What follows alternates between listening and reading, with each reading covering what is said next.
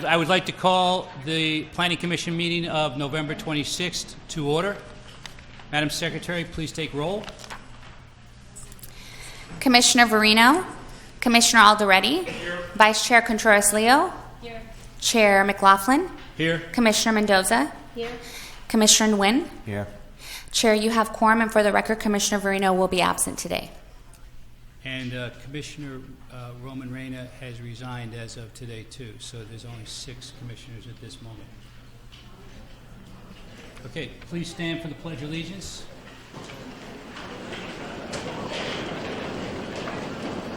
Hand over your heart. I pledge allegiance to the flag of the United States of America and to the republic for which it stands, one nation, under God, indivisible, with liberty and justice for all. Thank you.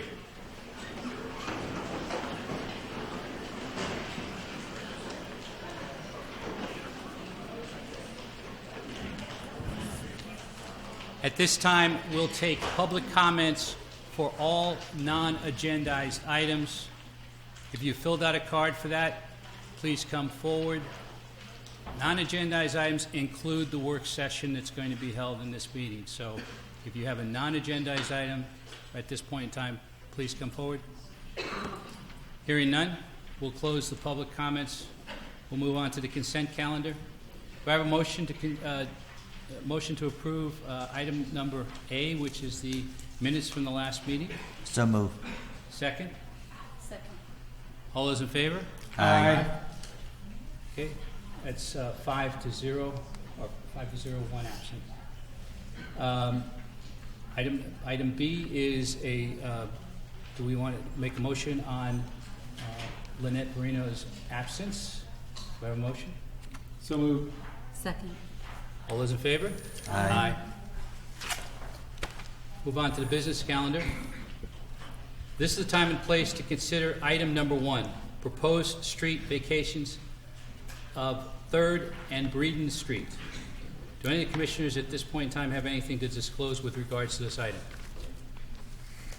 I do have one. I did have a conversation on the phone with Casey Heidler, and we discussed the item on this agenda.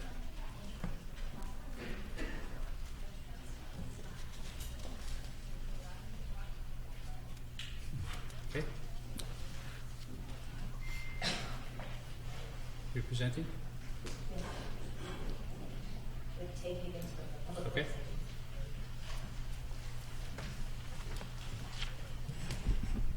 Good evening, Mr. Chair and members of the Commission. Tonight I'll present to you the item related to the vacation of Breeden and a portion of 3rd Street. Casey Heidler, the developer of the previously approved Tom's Trucks Center residential development project at 4th and Breeden, has requested the city vacate Breeden and a portion of 3rd Street. The vacated streets would be replaced by the extension of Standard Avenue, which would be dedicated and built by the residential project. A title report for 3rd Street in the west half of Breeden, the two that are the area that is being considered for vacation, is owned. So 3rd Street in the west half of Breeden is owned by the city. And that portion that is owned by the city is proposed to be included in the Tom's Trucks residential project. That's consistent with the project that you approved sometime earlier this year. The east half of the street, of Breeden Street, is owned in the city as an easement, and that would revert to the extra space storage company that's at the southeast corner of 4th and Breeden Street. As a requirement of the vacation, the Planning Commission must determine that the vacation conforms to the city's general plan. It's staff's opinion that it does. The vacation allows for the proposed Standard Avenue Santiago Street extension or connection, which was shown on the Pacific Plan Street Alignment number 56, which was adopted by council in 1995. That should be Exhibit 2 of your package, shows that old SPSA number 56. That standard Avenue Santiago Street connection is also shown in the city's circulation element. So for those reasons, staff recommends you determine that the vacation is conformance with the city's general plan. That's the end of my presentation. If you have any questions, I'm here to answer. Does the commission have any questions of staff? I do. Is the proposed vacation of that street in compliance with the general plan? Yes. Specific plan? Yes. Okay. Any other questions of staff? Thanks, Ted. You're welcome. Madam Secretary, have we received any comments on this item? We have not. Okay. Is why so many Park Santiago Would anybody residents like to speak on this and matter local from the leaders support the developer project. side? People for AC? Housing said, "We know the only solution to the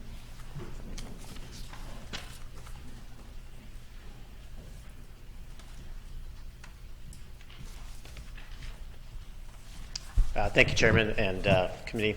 Yes, this is a great project that the city approached my father and I back in 1995 and asked for the street to go through to eventually meet the train station, which my father and I agreed on and said, yeah, that we would work with the city on that. It kind of got, in time, it just kind of got forgotten. But then when we went to design the project, I brought this back up and said that I know that the city wanted this to go through, and that's how we planned the project. So it's great, and it's an honor to see that this can finally happen and take place. Thank you, Casey. Thank you. Appreciate it. At this point in time, we'll open up for public hearing. No? Okay. Close the public hearing. All right. Would any, do I have a motion to make a determination of consistency with the general plan?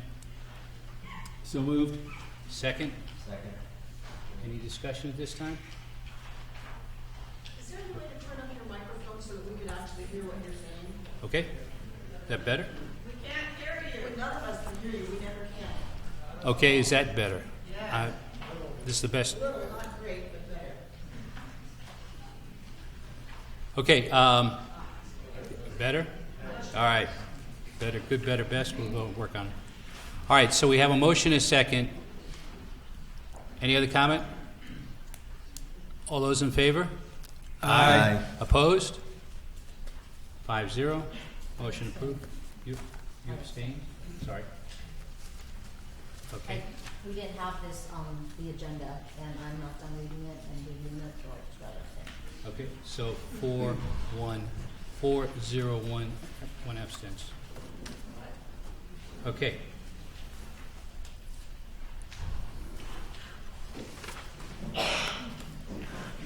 This is a time and place to consider item number 2, Final Environmental Impact Report number 2018-01, Developers Agreement number 2018-01, General Plan Amendment number 2018-06, and the amendment application number 2018-10 for the proposed multifamily development located at 2525 North Main Street.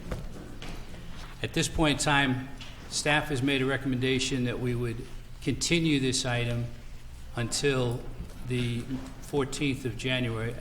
I'd like to make a motion that we continue this item until the 14th of January. Do I have a second? So moved.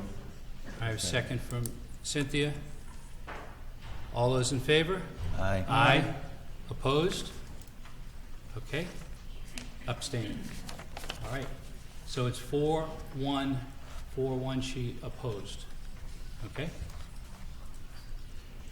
All right.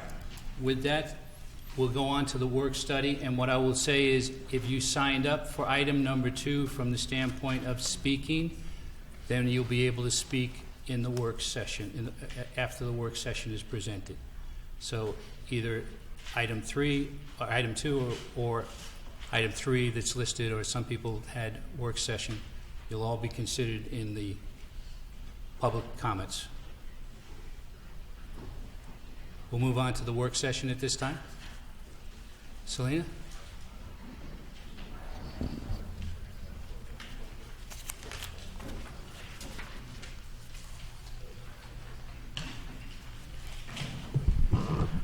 Good evening, Mr. Chairman, Planning Commissioners. Selena and I are going to do a little tag team on this presentation today and give you an update on the 2525 project. A lot of this information you've heard once before already, so bear with me there as we go through it once again. So the 2525 project is going to require several entitlements before this body here. There's some actions. One is a determination, a recommendation to the council on a final EIR. There's also a development agreement you have to make a recommendation on. A general plan amendment to change the general plan land use designation, the future designation of the property from the current professional to a residential designation. And then finally, an amendment application, which is also known as a zone change, changing the zoning of the property to be consistent with the general plan to something that will allow residential as well. And within that zone change request, there's a document in your packet that will be called a specific development plan, and that's going to have all the standards for this site only. So it'll be an individual SD for this one development site. It'll encompass everything from height, the parking, to open space, to any conditions of approval for the project. It'll all be integrated within this one document. Here's an aerial photo of the property here. You can see it in blue there, project site. It's on the northeast corner of Main and Edgewood. Main Place Drive, Memory Lane, just north of it there. You see some high-rise buildings just north of it. And then you've got City Place directly north, and then the Main Place Mall north and slightly to the west. And Discovery Science Center directly to the west. I just want to highlight just a few project changes. We've had 3 submittals of this project since it first came in October of 2017. It's a little over a year ago. When it first came in, 517 units, which is about 88 per acre. And then there's a breakdown of the type of units over there to the left. 910 parking spaces, which is 1.76 per unit. And then it was basically a 5-story project. It came in a second time after receiving staff comments back in March of this year, and the numbers shrunk down about 19 units, down to about 84 units an acre. And then the number of studios got a little bit bigger, number of 1-bedroom shrunk, and then a little more 2-bedroom units. Number of parking spaces went down just a couple, and ended up being 1.83 per unit based upon that second submittal. There were some other significant changes to that project as well. The project was tiered to be more sensitive to the neighborhood to the east, Park Santiago. So it tiered from 3 to 5 stories along the east perimeter of the project. Access off of Edgewood was eliminated. A lot of comments in the community was that we don't want any type of cut-through traffic. So one way to eliminate that was get rid of any access off of Edgewood.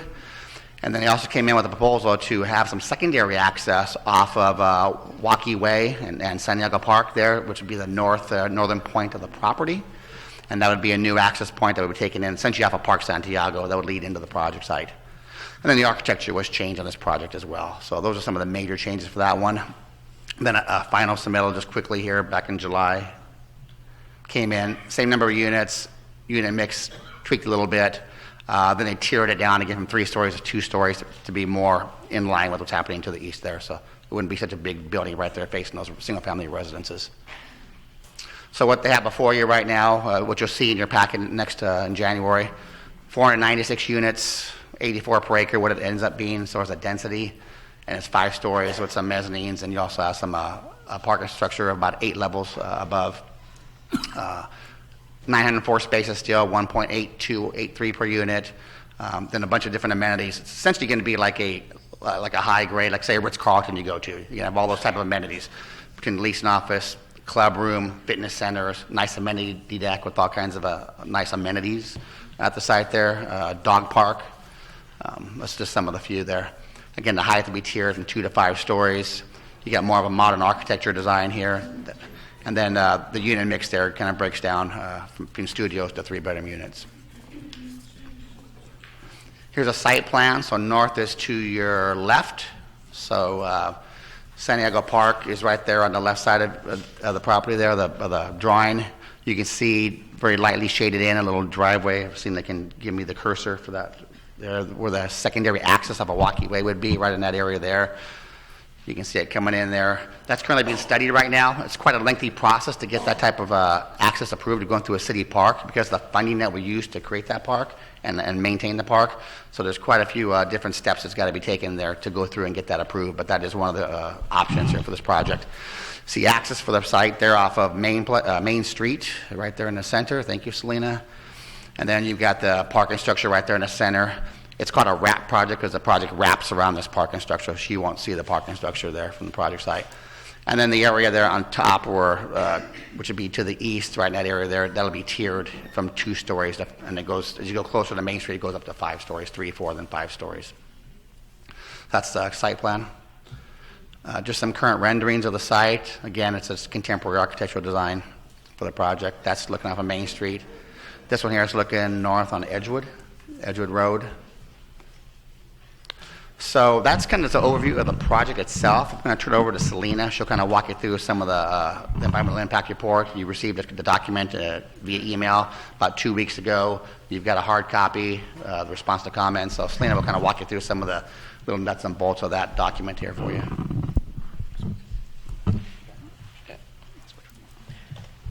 Sorry.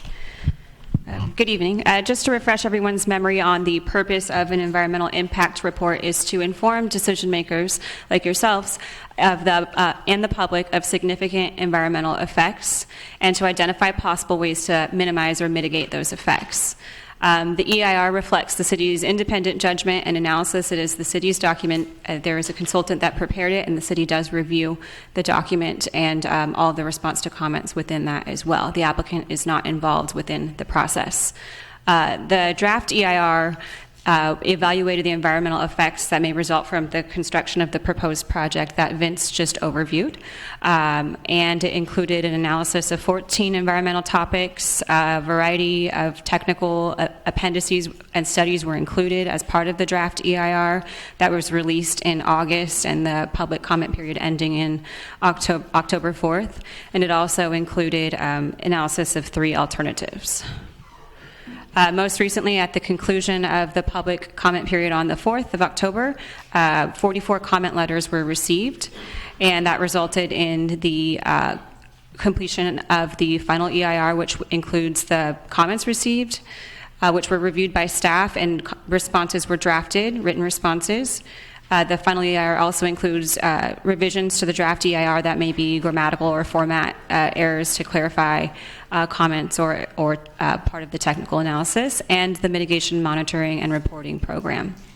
The final EIR, again, as Vince mentioned, was released on November 15th, and hard copies were provided to the Commission.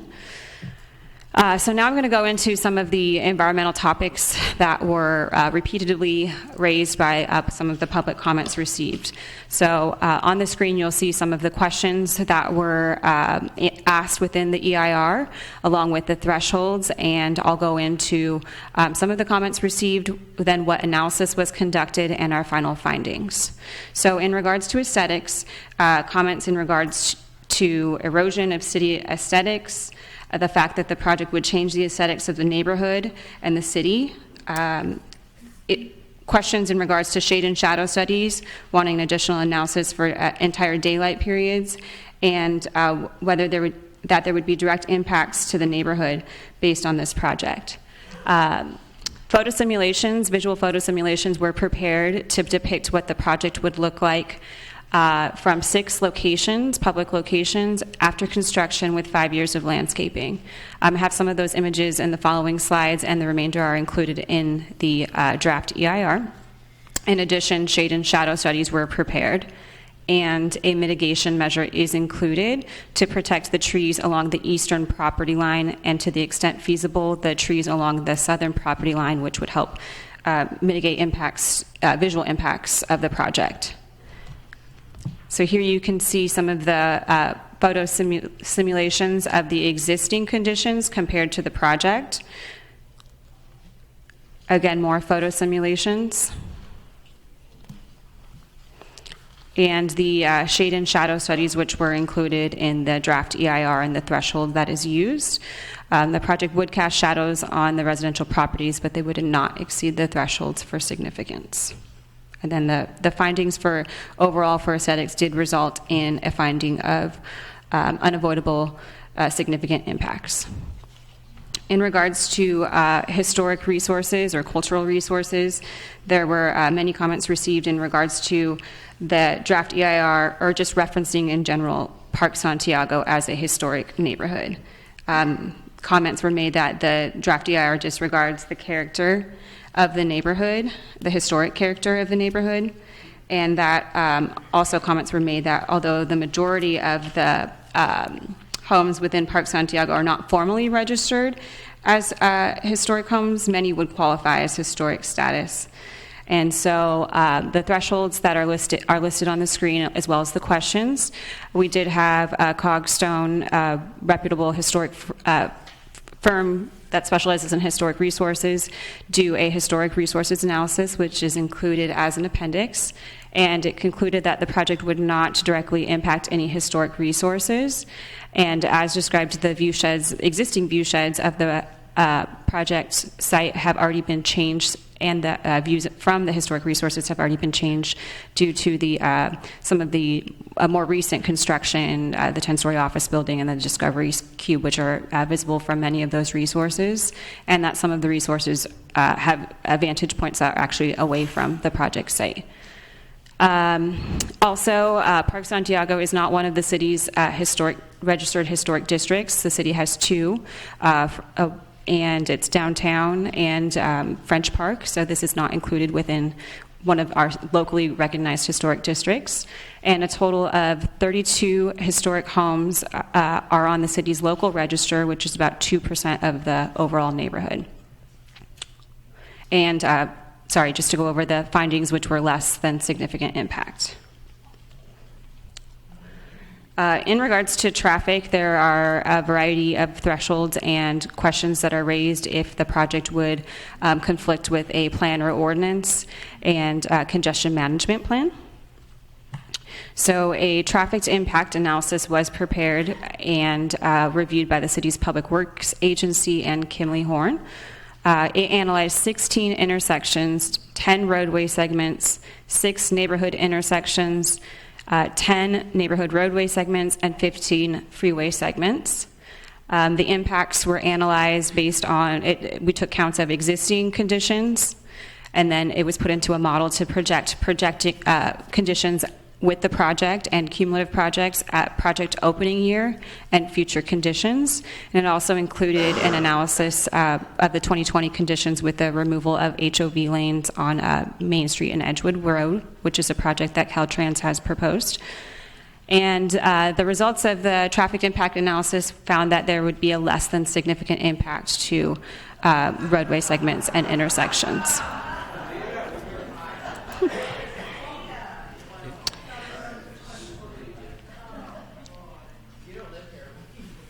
Several comments were also submitted in regards to cumulative impacts received, or cumulative impacts and the project list within the draft EIR. So within the draft EIR, there's a table and a map of the cumulative impacts cumulative projects, within the city.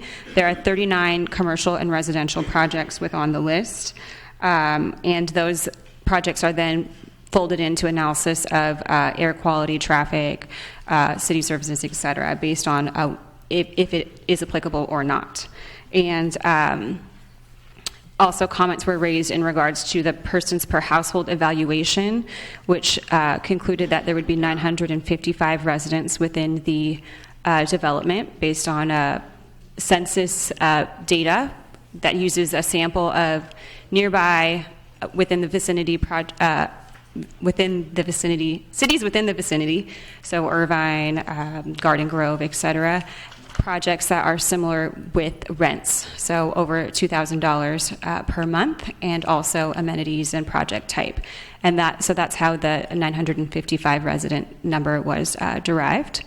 And it actually is a more of a conservative number based on the fact that the data sample showed that within Santa Ana with project types that are over $2,000 per month, there are actually less persons per household than typical. So we actually went with the broader sample size of the nearby cities. And it does also include for full occupancy of the building. So it doesn't include our vacancy rate, which is about 3% for any residential project. And there were many comments received in regards to project merits. An example or examples of those project merits would be things that relate to economic and social effects. For example, the project is too dense. The project is not suitable for this location. CEQA is an environmental document. It is meant to provide information, as I said earlier, to the decision makers. It does not take into account economic and social effects or impacts of the project. Instead, the environmental impacts are supposed to be objective, technical documents completed for the purpose of disclosing environmental impacts. So after reviewing all of the comments received, drafting and drafting responses, we identified that no new impacts were identified and no new analysis was required. The mitigation measures which were carried over from the draft DIR are included in the mitigation monitoring and reporting program in regards to aesthetics to preserve the trees on the east and southern property lines. For air quality, to have certain requirements for construction equipment, mufflers, for example, or distance separation from nearby sensitive residential uses. For biology, to do a survey for nesting birds prior to any construction on the site. For hazards, to require a soils management plan. And for noise, to upgrade windows and doors along Main Street, and again, it related to construction, to have a sound blanket along the eastern property line. And for tribal and cultural resources, to have Native American sensitive training for the construction workers prior to starting any construction. And the findings of fact and a statement of overriding consideration in regards to aesthetics, which was the significant and unavoidable impact, will be prepared for the Planning Commission's consideration. Oh, that's tiny. Yeah. I'll just highlight one of the documents that you have, we'll have before you here. Yes, sir. Vince, do we have a copy of this? Because that's totally unacceptable as far as being able to read this. Absolutely, yeah. So, I mean, right, like right now? pardon? A copy, I mean, yeah, we don't have copies for handout. We're just going to kind of highlight some of the we key don't have points. a handout of this presentation. Correct. We can email out to you tonight. I understand, but I mean, this is very difficult for us to, from up here, to read it and see what you're even talking about. Sure. Yeah. I mean, not to All I mention, have. I can't believe that people can see this from the audience. Yeah.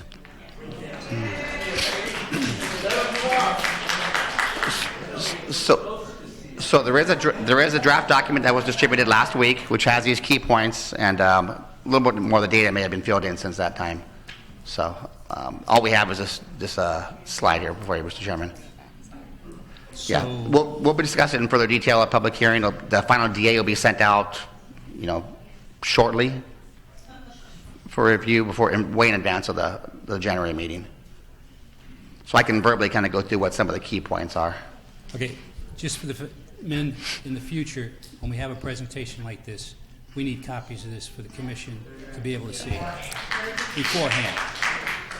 Because this is, it's a waste to go through this when we can't see this and see what's being talked about. We have to listen and follow. It doesn't follow. That's fine. Yeah, we'll get comment noted. Thank you. Okay.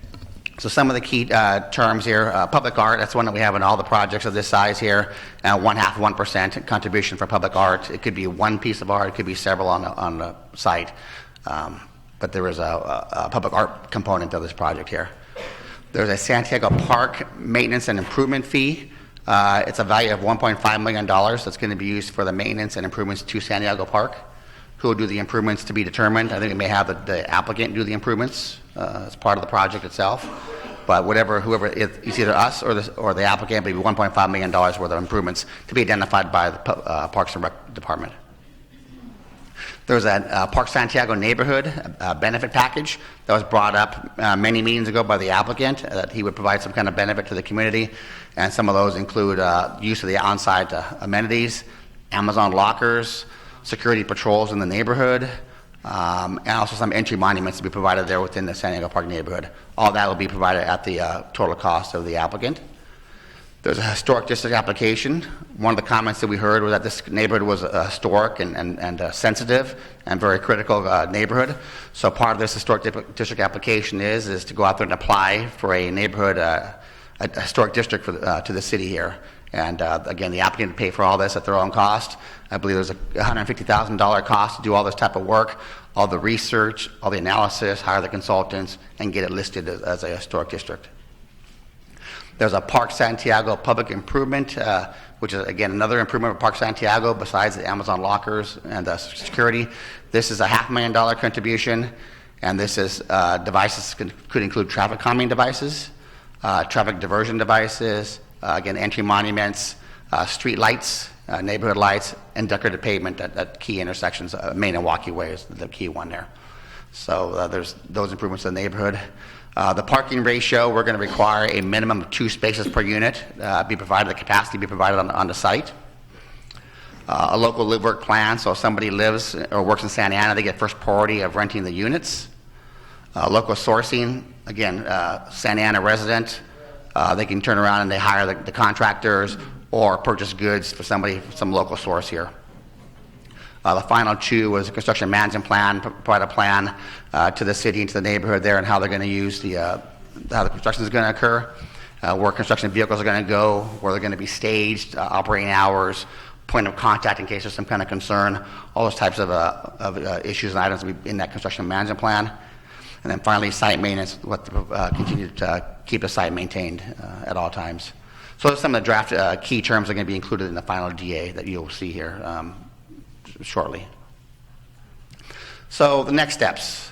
You have any questions or comments here? Anything you want to ask of us? You get community input there. We'll be here to answer any questions you have. Planning Commission meeting will be next year, and then following that meeting will be a City Council meeting. So we're looking at probably January Planning Commission and February City Council is what way it's targeted right now. So I think that concludes our presentation. If you have any questions, we'll be happy to answer them, clarify anything for you.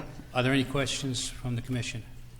Eric? Yeah, so you mentioned the timing. What is the timing specifically of it coming back? Because I know we continued the prior item, but I'm trying to get a sense of what that looks like.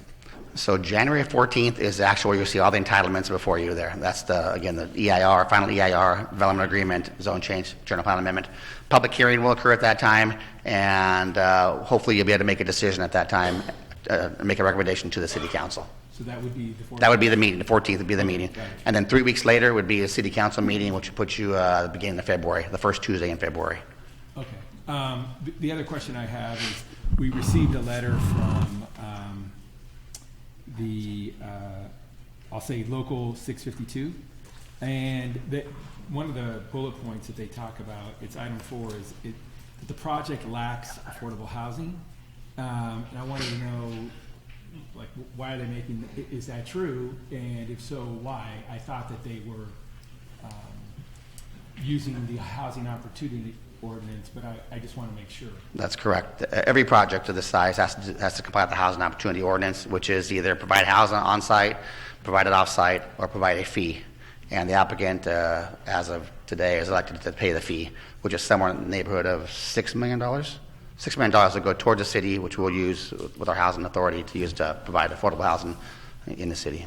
So those go off-site, not within the project? Right.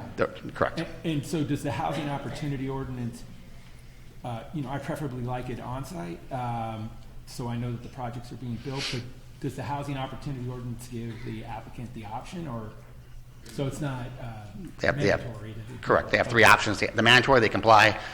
How they comply is up to them. Okay. Thank you. Any other commissioners have a question of staff? Yes, I do. Okay. Go ahead. Could you tell me how many planned developments or any development you know on the planning surrounding like 5-mile radius of the project? I want to know how many residential development specifically, is on the plan for the 5-mile radius of that project?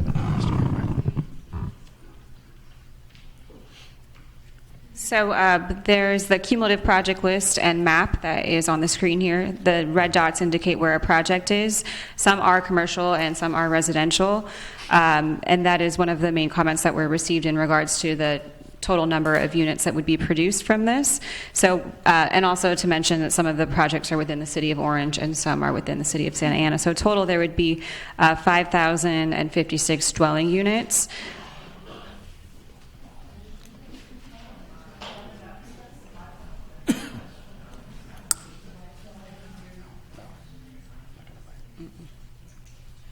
Thank you. Beatrice?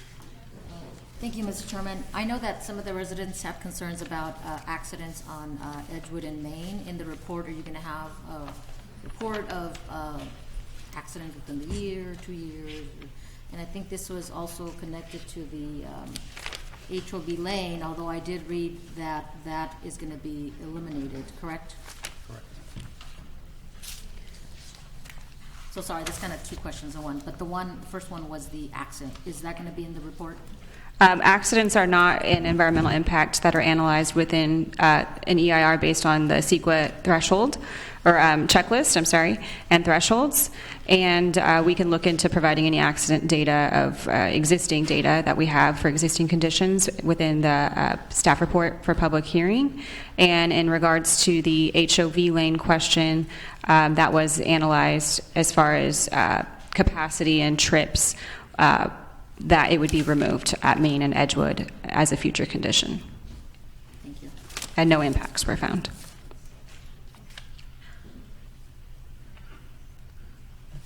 Anybody else? A couple of questions I have. So in going back to what Eric was talking about earlier with the in lieu, what's the rate for that on a per square foot basis? $15 a square foot habitable space. So it's basically the units themselves, not the hallways, not the common open spaces, just the habitable It's units. the current standard of the city at this That's point. correct. Okay. And then the next question, you said that parking was going to be two parking spaces per unit? The capacity for 2 per unit, so they could turn around and add more tandem spaces, add another level of parking, maybe consider valet parking to be more efficient parking. But there's different options they can pursue to have 2 spaces per unit on the site. And that is... And that'll be part of that's part of the development agreement. And that is also at standard today for the city? Our standard varies depending on the location of the city. Downtown, could be 1.75 to 2 spaces per unit. The Metro East is 2 to 2.25 per unit. North Harbor is 1.75 to about 2.25 per unit. So somewhere around the 2 seems to be the magic number. So is there going to be a variance to parking, or is it going to be to the standard? The SD is a zoning document that allows us to write the standards for this particular site. So this 6-acre site is going to have all these different standards wrapped up into the SD. So there won't be any variance. The parking standard will be written in the SD. They must provide 2 spaces per unit.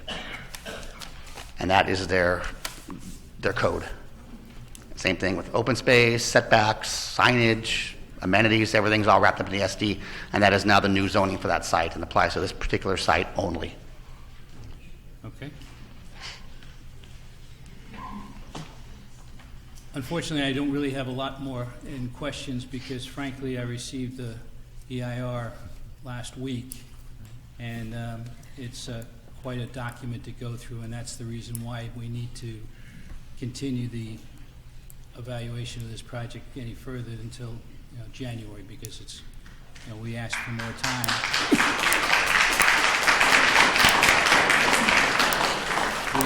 We asked for more time because this is an important project and there's a lot of impact and there's a lot of comments that came back to us.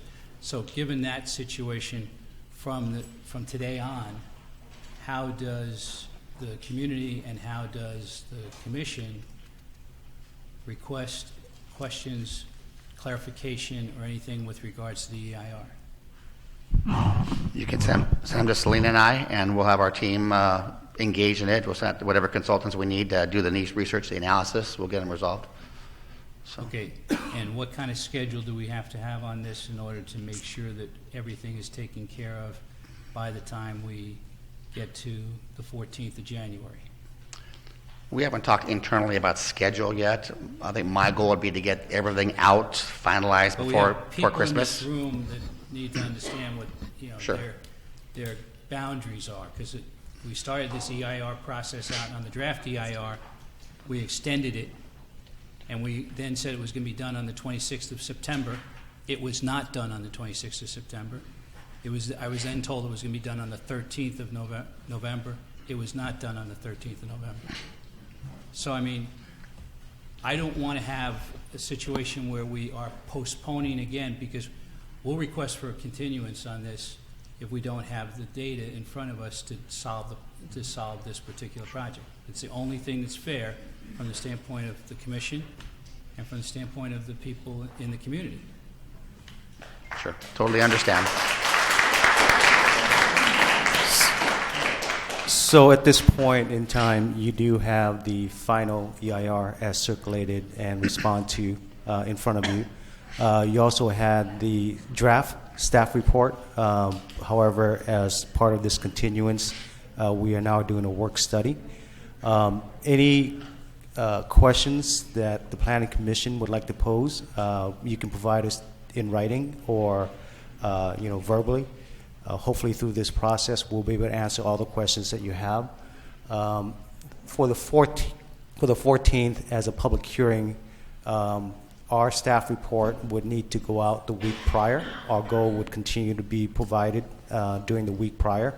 We would have to provide notice to the public of the hearing 10 days before, so that would occur the first week of January in terms of the publication. The staff report, the final development agreement, and any response to comment we have on any questions that we have would be finalized at that point in time, and will be ready at the time we release the public staff report for the commission. So everything you just said needs to be done by January 4th. Around that time period, correct. Well, I mean, I'm trying to be a little more exact than around, because in basic terms, I thought it from a disclosure perspective and from an open public forum, we have to have documents ready 10 days in advance of the date of the event. Is that correct, Lisa? Yes. So then a roundabout doesn't settle. No, the staff report will be ready the week before. Any documents that we have, it's finalized. The EIR is finalized. The development agreement will be ready. The agenda won't be ready by the 4th. It will be ready the week prior, which is 7 days before.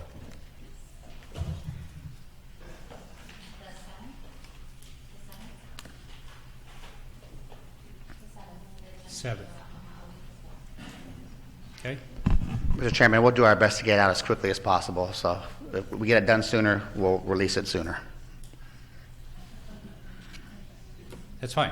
I mean, it's more important to make sure that I'm not also trying to hurry this thing along to say, let's get it done by such and such a date, because if we have to go further and we have to do some further discussion on it, then we will do that. I mean, we have to be clear on this whole project. Not, we've continued things for months on end that have had was near the significance of this project, and so I think we need to make sure that we do everything correctly. Okay. Any other questions and comments from the commission at this point in time? Okay, I understand that we're going to have a presentation, and then we'll open it up for public comment.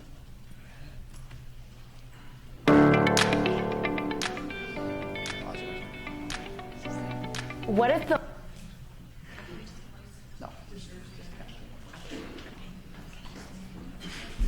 Good evening, Chairman and members of the Planning Commission. I'm Pamela Cepetto, representing the applicant, Vineyard Development this evening. We are going to show a video presentation to you.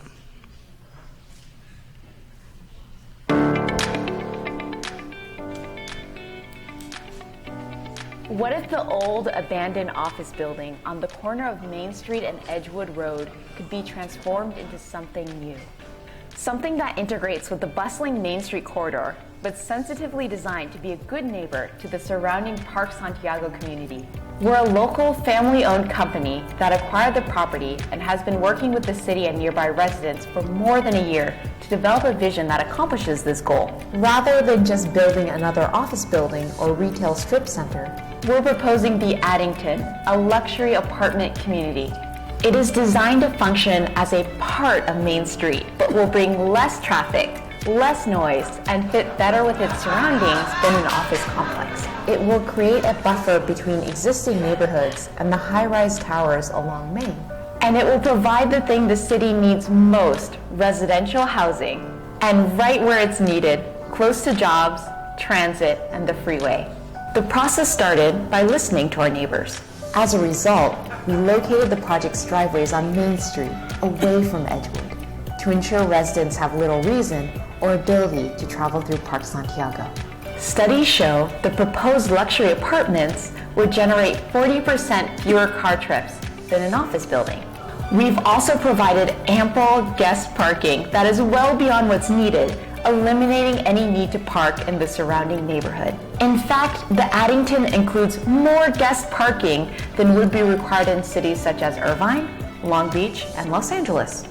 To ensure greater privacy for adjacent residents, we located the buildings within the Addington away from existing homes by creating a large landscape buffer that includes existing and new trees for visual screening.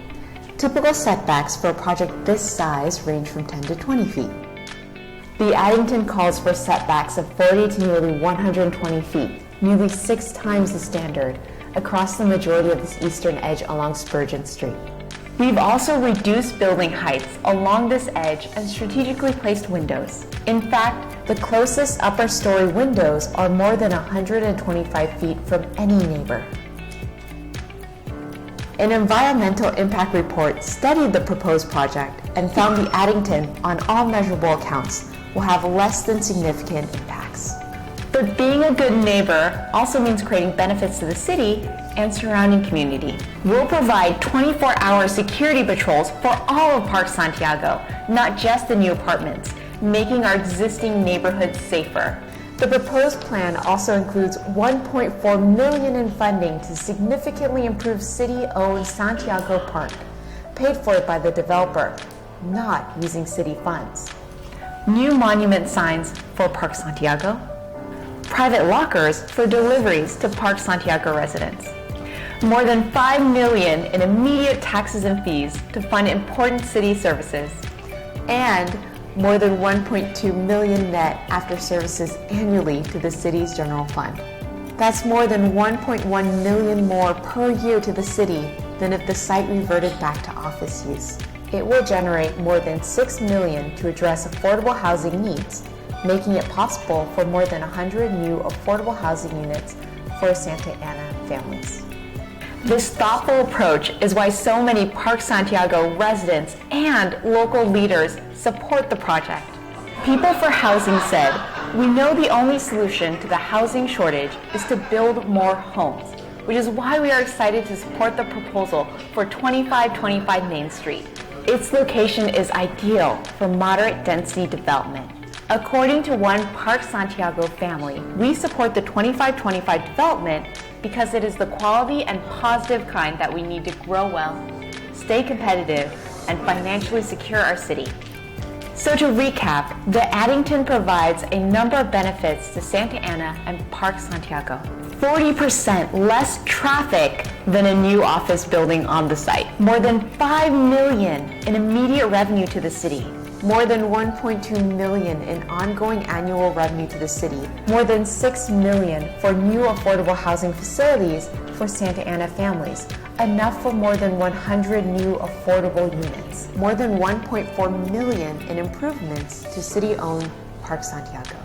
24-hour security patrols for all of Park Santiago. New monument signs, new traffic calming features, and the Addington will create a buffer and natural transition between Park Santiago and the activity along Main Street.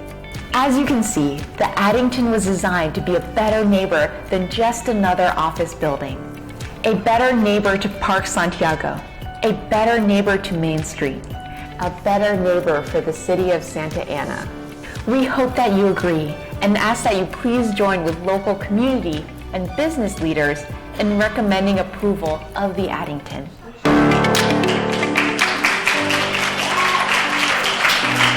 What if the old abandoned office building on the point?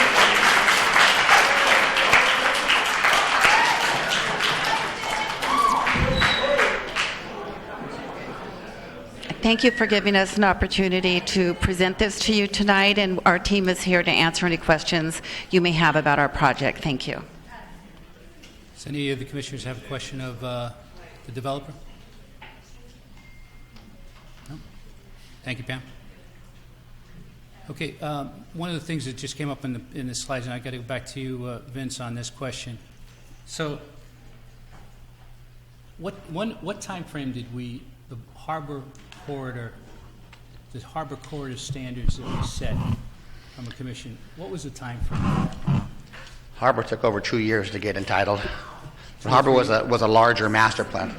It was a specific plan that covered about 4 acres of from harbor from Westminster down to Kent. So that was much more involved project, but that was a little over 2 years.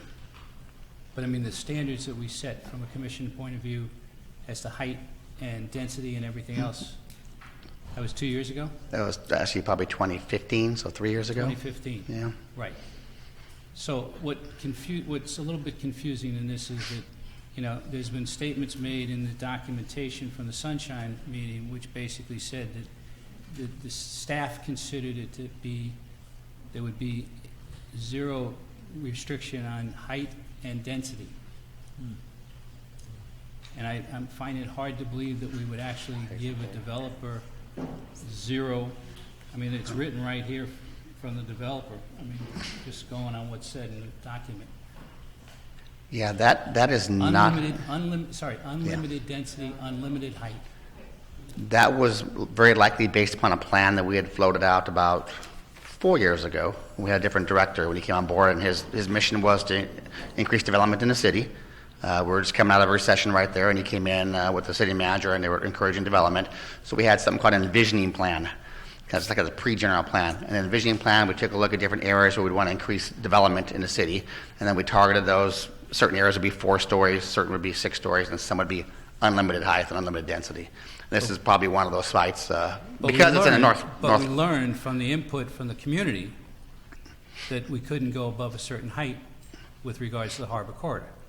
Yeah, it takes additional actions. Why didn't we pick that up as far as what we were looking at in other residential areas when we're talking about a project like this?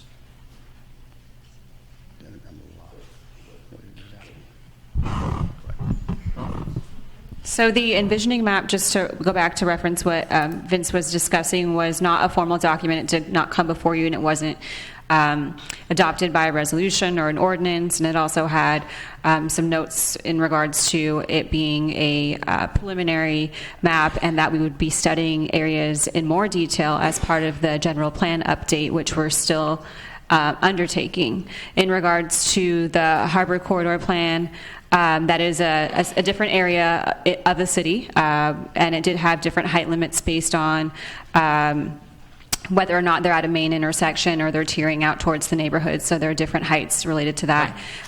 We are not applying, the harbor plan to Main Street or this particular project. But if within the staff report, we can kind of outline what the harbor plan outlines in comparison to this project as well, if you'd like. Yeah, I'm only using the harbor plan as an example to say that we set standards within, and for us to have another, as you said, informal process that had no limits, it just seems very difficult to understand for this city. And it was for that reason, the difficulty in the product. We pulled it off our website, took it off, and now we're working on the general plan update. So this project just came in when the visioning map was still part of our documents that we had, our working documents. Okay. Any other questions of staff? Okay, thank you. We will move on to public comments. Public comments, you have 2 minutes. I'm going to call 3 names. You have 2 minutes, and I will stop you at 2 minutes. I want to make sure we're clear on that because we have a lot of cards in here, and it's going to take us a lot of time to get through this. So the first 3 names I have is Stephen Latac, Ruby De La Tour, and Dong Lee.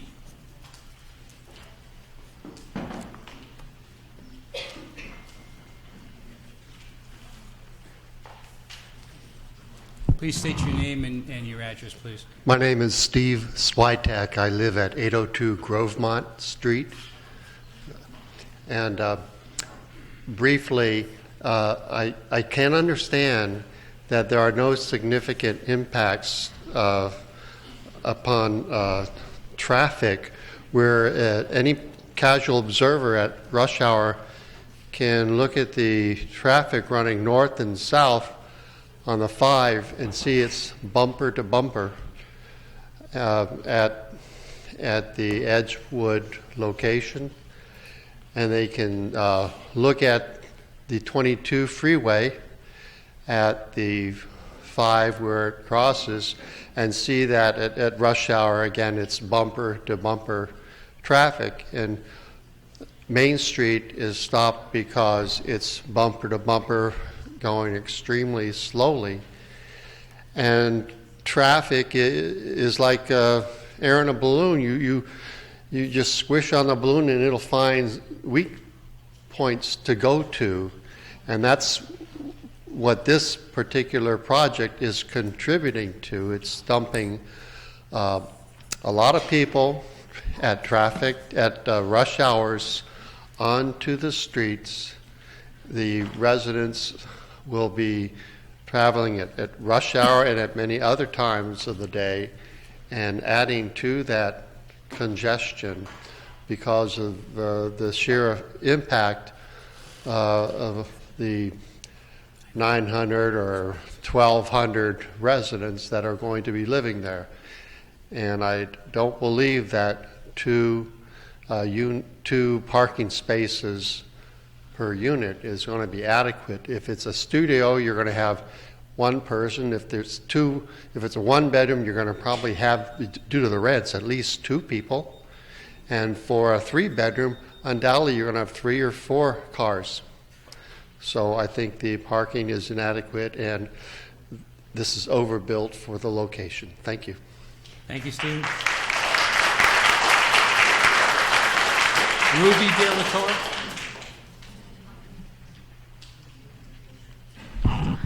Good evening. My name is Ruby De La Torre. I live on 2340 Poinsettia Street. I'm basically echoing what Stephen just indicated, and I'm a working mom. I have 2 little girls, Mila and Aria, a 2-year-old and a 1-year-old, and I face the traffic on the 5 freeway. I stay away now from the carpool lane that allows me to exit on Edgewood and Main because it is completely bumper to bumper and it's impossible. So now I exit off of Main Street and Broadway and I'm there for about 15 to 20, if not more. If I'm lucky, it's 15 to 20 minutes just to get off of the freeway, and then it's another at least 20 minutes to just cross Main, and you're not even talking about a mile, and it's another 20 minutes to just cross Main and get into Edgewood into my house. So just from the exit of the freeway to get into my house is about 40 minutes. I take my babysitter home, who lives in the city of Santa Ana, just over on this side of town, and I'm bumper to bumper on Main. And I don't get home with my kids until about 7. And that's after getting off work at about 5. So I just feel like for us folks that are living in the city, that I'm not even really leaving the borders of my city tremendously. I'm just on the 5, on Main Street. It's already feeling completely suffocated. And I just don't feel like adding more traffic is adding quality of life to us, and I think we deserve it. I think we're just asking for what we deserve. I don't think it's anything extravagant. Just to go to the market on Main Street, to go to Ralph's, it's another bumper to bumper. I don't know how many lights. I can count them and create a presentation if that helps, and be here on January 14th and present it to you all. But I just want to convey that it really is, I feel like it takes quality of life from us to add more housing and add more traffic. That's it. Thank you, Ruby.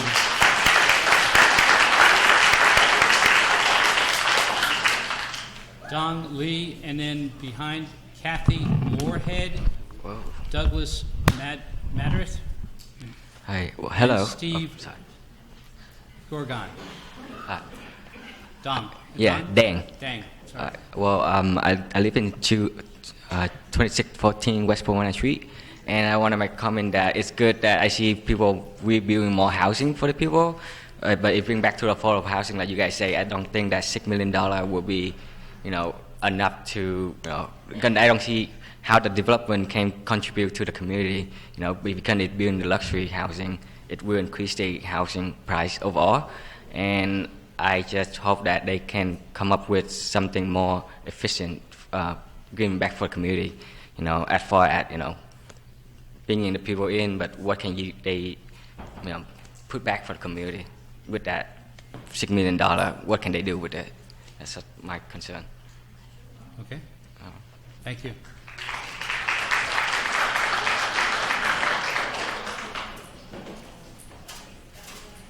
Okay.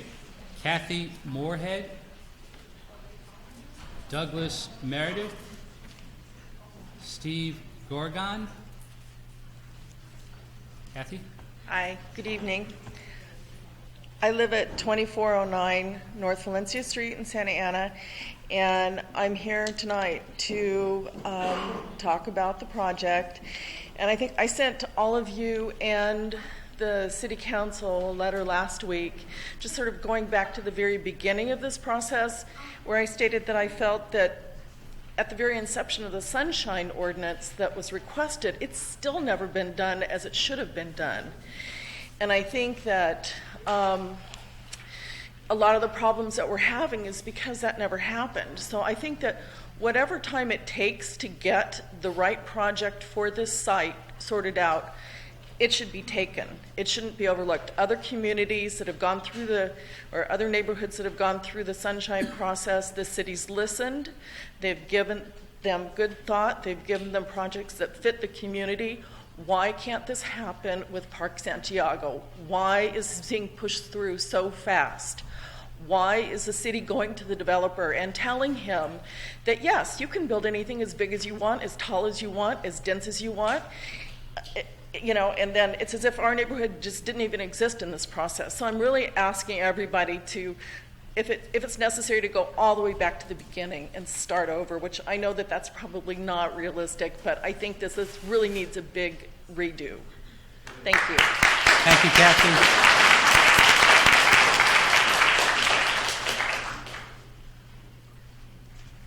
Mr. Chairman, council members, my name is Douglas McLeod. I live on 2330 French Street in Santa Ana. I moved into the neighborhood in 2005, lived there for 13 years. I moved to Santa Ana specifically to move into that neighborhood. I picked the neighborhood before I picked the house. That's an amazing neighborhood. And since I've lived in Santa Ana, I've noticed how good the council has been in planning the city. Santa Ana's got a remarkable future. And I took the time to go and look in your general plan to see where the residential places were that were good for the plan that you have developed that was studied. And the area they're going to develop is not there. This is something specific, and it's all just about money. And I can tell you one thing that's dishonest in their presentation is that there's Park Santiago support. You can talk to anybody in that neighborhood, and everyone is against it. I would venture that it's 100%. Am I right? And when you come into Santa Ana, you look at these neighborhoods and you say, wow, Santa Ana is a nice place. And right now, what they're proposing to do is to cram into this spot that's a special place in Santa Ana, an apartment that doesn't belong there. It should go into one of the places that your general plan already has set aside for those things. So that's my 2 cents.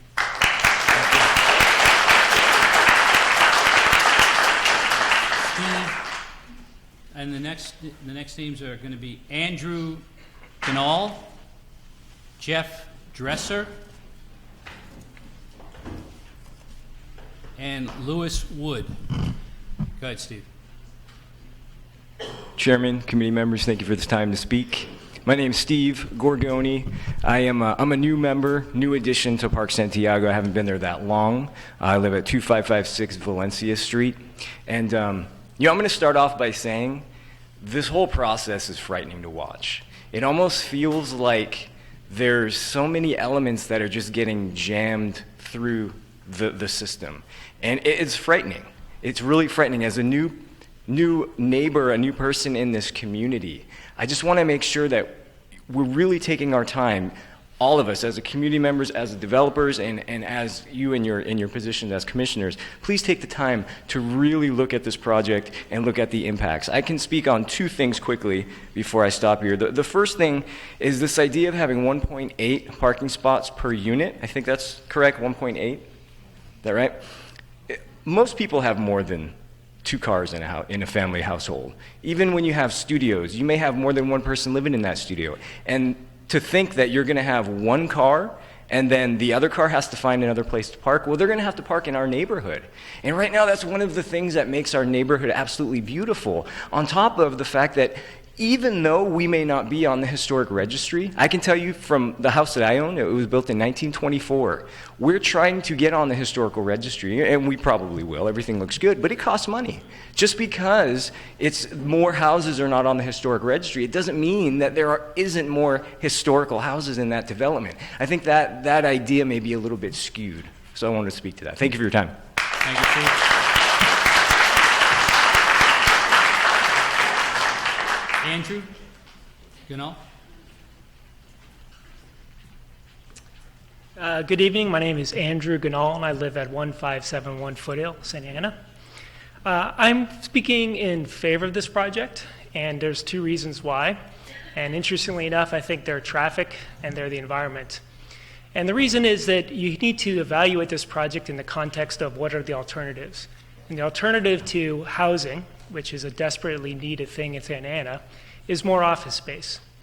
And from a traffic perspective, turning that building back into an office building would actually increase traffic, the exact same kind of traffic that the neighborhood is concerned about. I know that, and the ER demonstrates that, right? I know that it's not people's gut feeling about these things, but that's what planning commissioners do. They look at the evidence in front of them.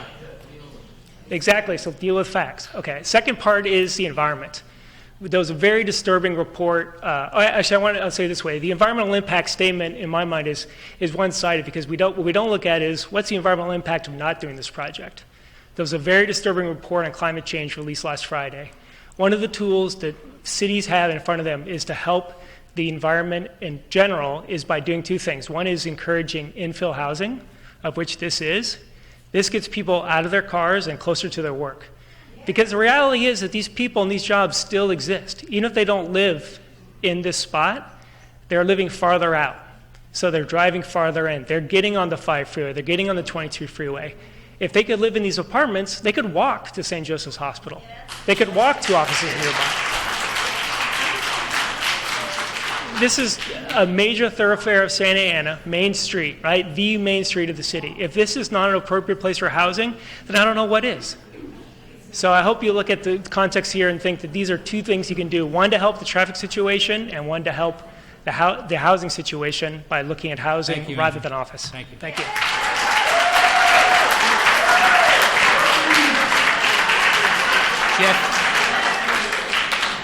Jeff Dresser, Lewis Wood, and Peggy Stagel.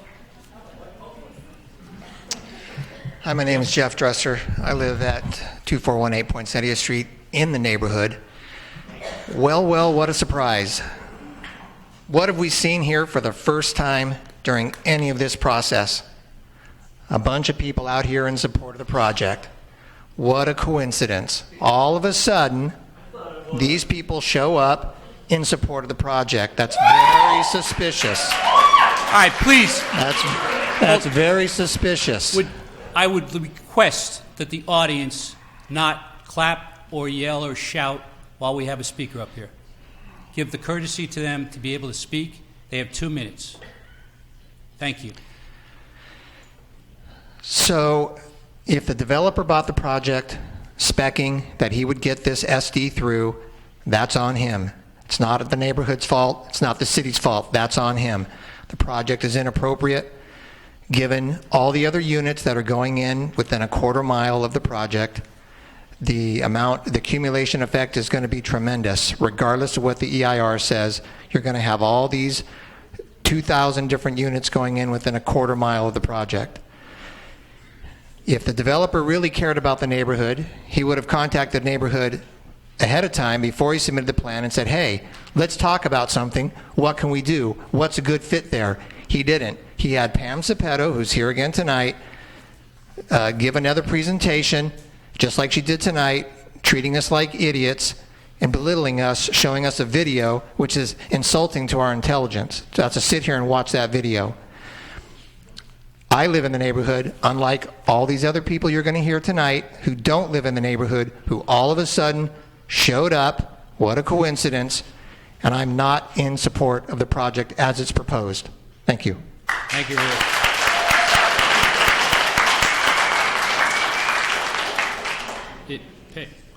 Lewis Wood. Is Lewis Wood here? Lewis Wood?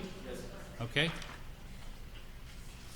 And then Peggy Elizabeth Hansberry and Jim Marr.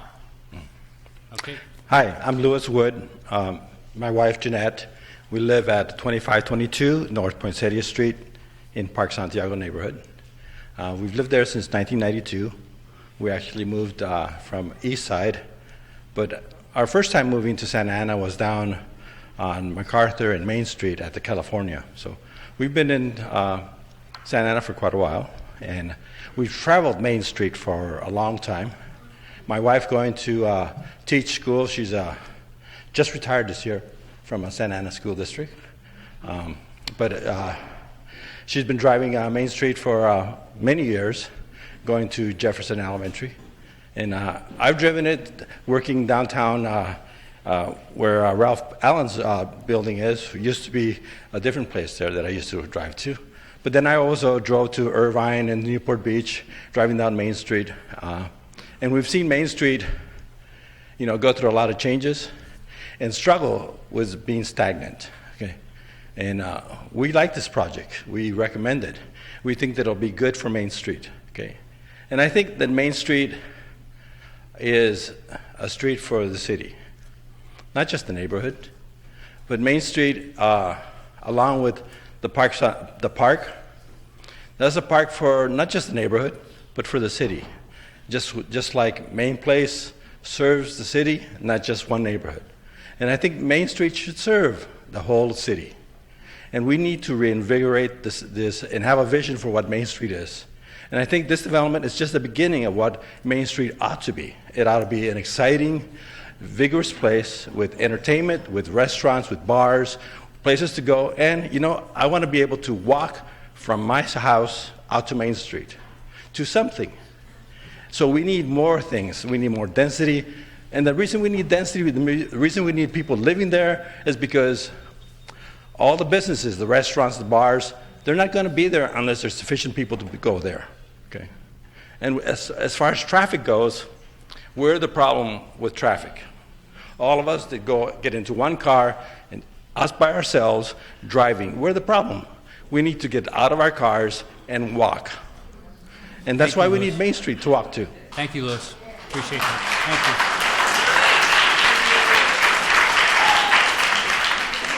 Thank you. Peggy? This is Peggy. I'm Peggy Stagel. Hi. I've lived in the neighborhood 39 years. My husband and I, we love it. I live on Poinsettia Street. Thank you for being here tonight. I'm against this project, and I'll tell you why.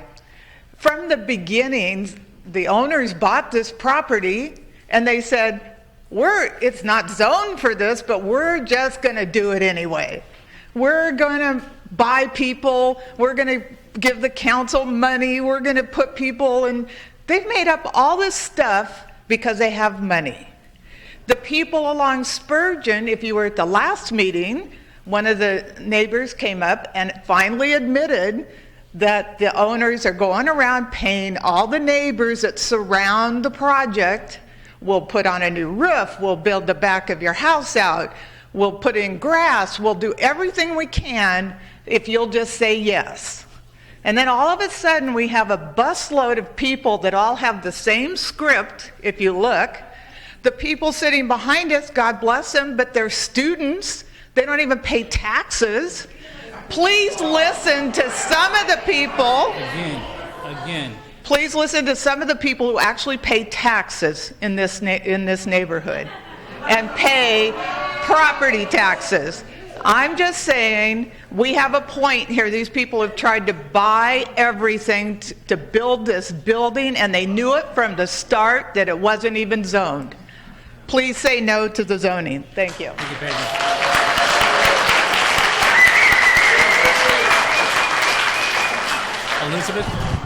Elizabeth? Good evening, Planning Commission. My name is Elizabeth Hansberg. I am the director of the YIMBY Group for Orange County People for Housing OC.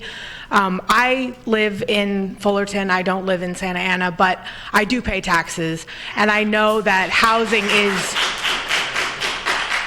is a regional issue, and Santa Ana is not its own unique housing market. It shares a market with Garden Grove and with Irvine and the other neighboring cities. Taking some information from the presentation, this housing is going to provide housing for 955 people. That was the number. The Orange County Business Council estimates that we are short 62,000 units of housing, and that's for the people that are here now. That's not for people that are moving here from other places. We know that the single biggest barrier to building new housing is NIMBYism, and that's what you're witnessing here. People who have housing are real quick to say, we support housing, just not here. And that is a statistic from the California California Legislative Analyst Office and from the Orange County Grand Jury. There's two reports, they're separate reports, but they both found the same, came to the same conclusion that NIMBYism is the single greatest barrier to building new housing. There was a report that came out from McKinsey that we're short 3.5 million housing units in the state of California. This is why.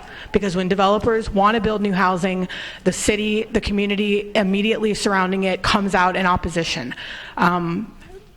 It's not going to get better unless we build new housing. And this is an opportunity to facilitate that housing in a place that's on a main thoroughfare. They're not building in the middle of Park Santiago. They're building on a transit-rich corridor that's well served by transit. There's so many reasons why this is a good location for a higher density housing project. So I'll just leave it there, but please think beyond just the context of this one neighborhood, because it's a regional issue. Thank you. Elizabeth.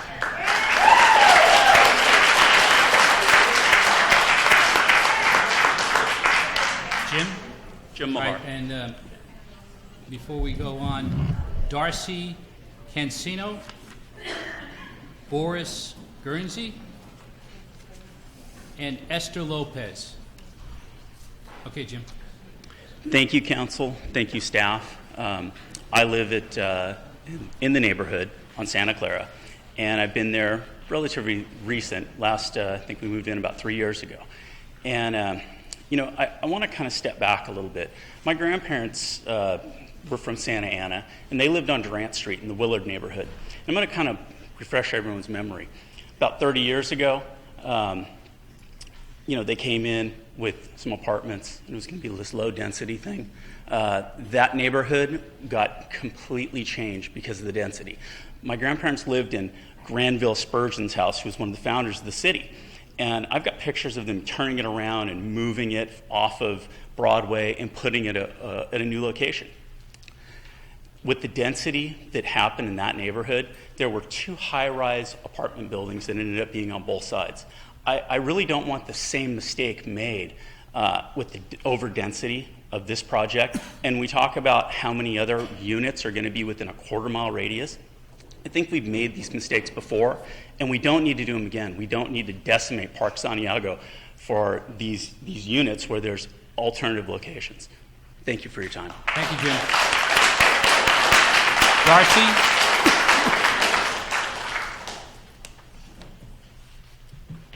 Hi, good evening. My name is Darcy Cancino. I'm a 20-year resident of Park Santiago.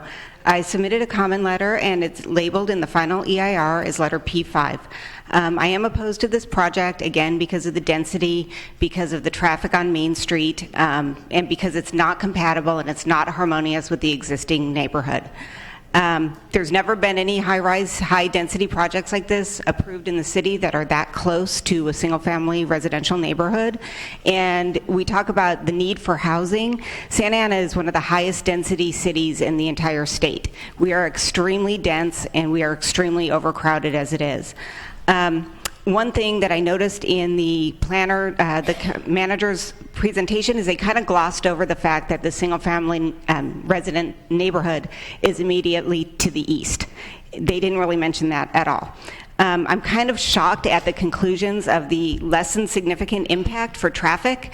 There's going to be close to 1,000 people in that development, and they're going to go through our neighborhood to get to the east. It's just inevitable. As one commenter said, traffic finds a place of least resistance, and that's going to be down Edgewood, down Santa Clara, down Grovemont. It's just going to happen. And then on Main Street, in order to get to the development either in it or out of it, they're going to have to make a U-turn at Edgewood, or they're going to have to make a U-turn at Walkie Way. Regardless, there's going to be U-turns, there's going to be accidents. Main Street's already really complex to navigate in that area. And then one other comment that the final EIR did not address, they talk about how the buildings are tiered and they're two-story and they face away from the neighborhood.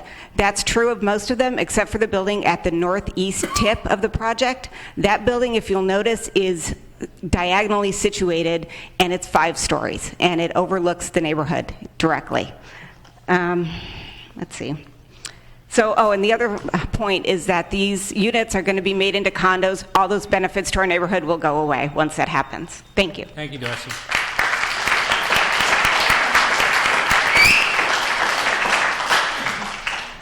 Esther Lopez? Yes. Okay, and hold on.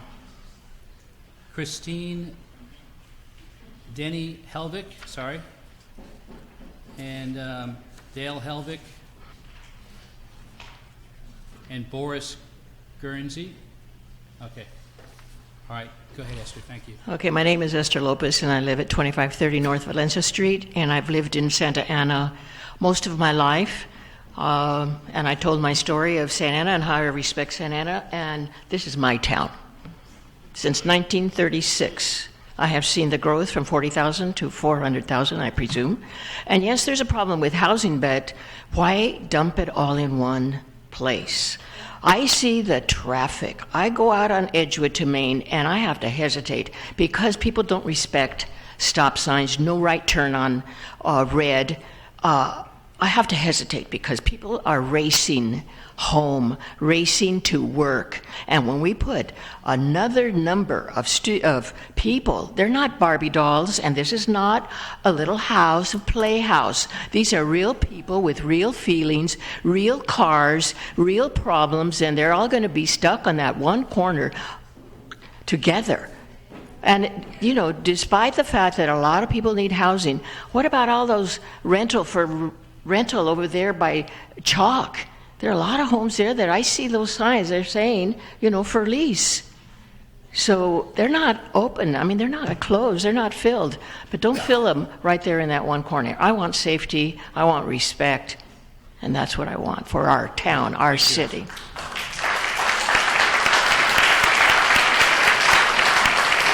Boris?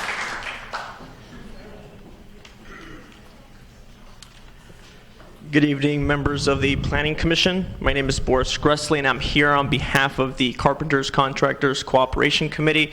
As a watchdog organization, our mission is to crack down on labor and safety issues and violations happening in the construction industry. I'm here tonight with concerns regarding Vineyards Development's violation of Section 8.6 of the Santa Ana Municipal Codes, requiring all real estate projects to complete a contractor's verification form. In order to facilitate our monitoring activities, it is very important for the city to ensure developers and general contractors are complying with the municipal codes. We will be submitting a formal complaint letter to the city of Santa Ana later this week. Thank you. Thank you, Boris.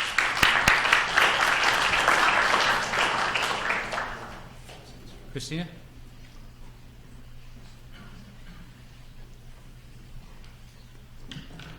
Hi, my name is Christine Denny Helvig. I live at 2536 North Valencia Street. I've lived here since 1990. I'm just going to read this because I have a ton of things to say and I want to make it. The city suggests reducing density from 84 to 81 dwelling units and taking down the number or the percentage of the studios and one bedrooms down to 70%. And in my mind, when I look at the numbers, they actually could end up with a higher population at this particular development. When I look at the numbers of what they had, so they had 73 studios, 307 singles, 88 two bedrooms, and 28 three bedrooms. And of course, they haven't provided us with any of the new numbers, so I did the math basically. Took down everything to 70%, the studios and one bedrooms, and upped the three bedrooms, leaving the two bedrooms the same. I see going from 1,252 people to 1,293. All right, so if you go from there and you take a look at the parking and you take a look at the 2 per unit, and let's just say there are 100 kids or 110 kids in this development now, you still have 340 people who have no place to park. They are going to park in our neighborhood. They are not going to park at City Place. As a matter of fact, at City Place, they already have signs up saying that the Prisma development people can't park at City Place, which is another developer's development. So I don't understand where they're going to park, and I don't think that the traffic scenario has been studied for all of those people who are going to be parking there in our neighborhood. With regard to the parking study, the parking study only handles Christine, those... Thanks. 2 minutes. Thank you.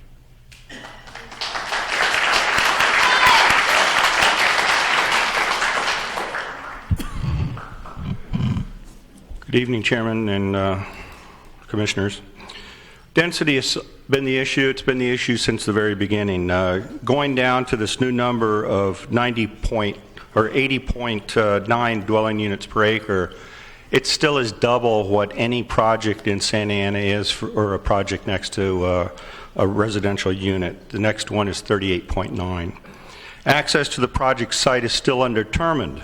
Option C, going out to Edgewood, is still on the final EIR, even though we've seen and heard people say that it's been removed from the EIR or from consideration.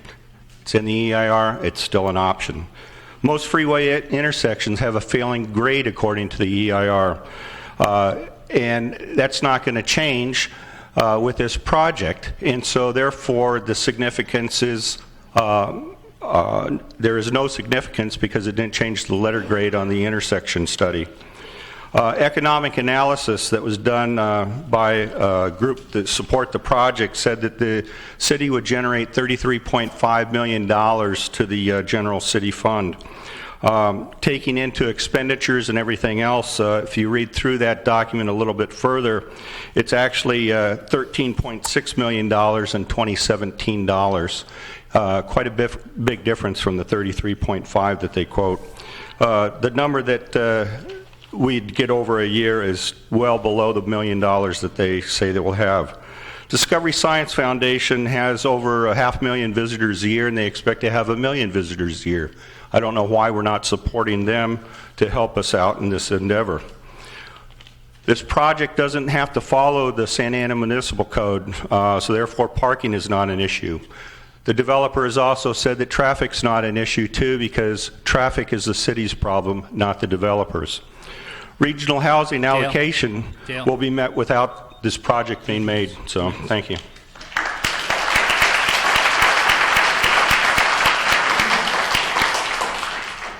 Okay, now I have Jesse, Katrina, and Paul.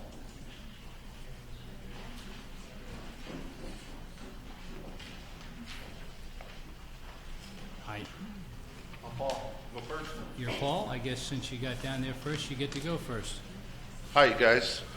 Thanks for listening. My name is Paul Morales. I am a graduate here of an organization called Project Kinship.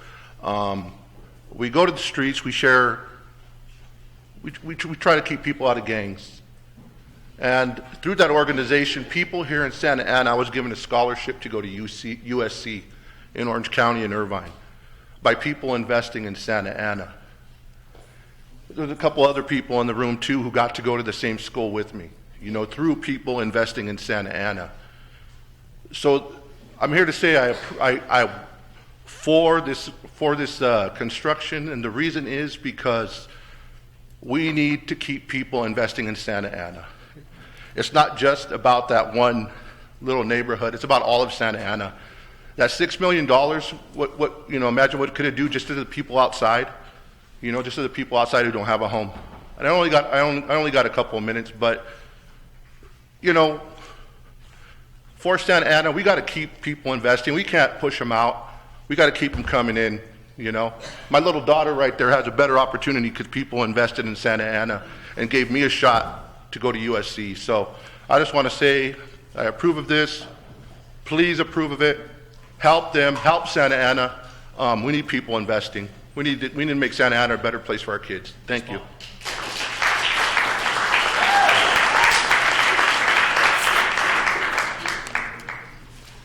Hi, my name is Jessie, and I'm a taxpayer, but in Anaheim.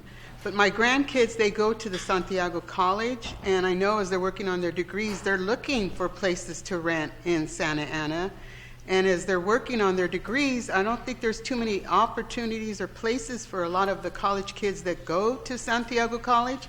They can find a place. So a lot of them are traveling from a distance, causing more traffic to get into Santa Ana. So I'm for this project because, and like you said, it's for the future. And the Santiago College students, they are the future. Thank you.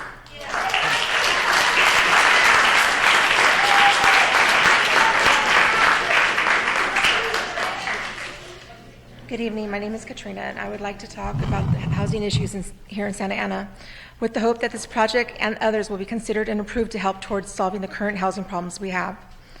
Recent reports show that there is a population in the city, almost 340,000 people, but only 77,000 occupied housing units. Looking around the city, I can see a lot of opportunities where we take vacant or rundown office buildings and shopping centers to make way for market rate and affordable housing.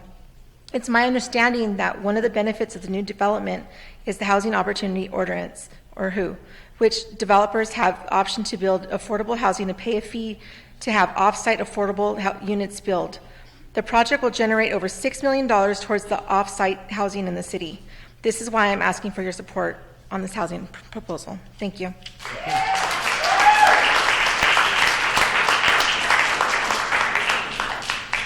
Okay, I have Veronica Morales, Maribel Cota, and another Jesse.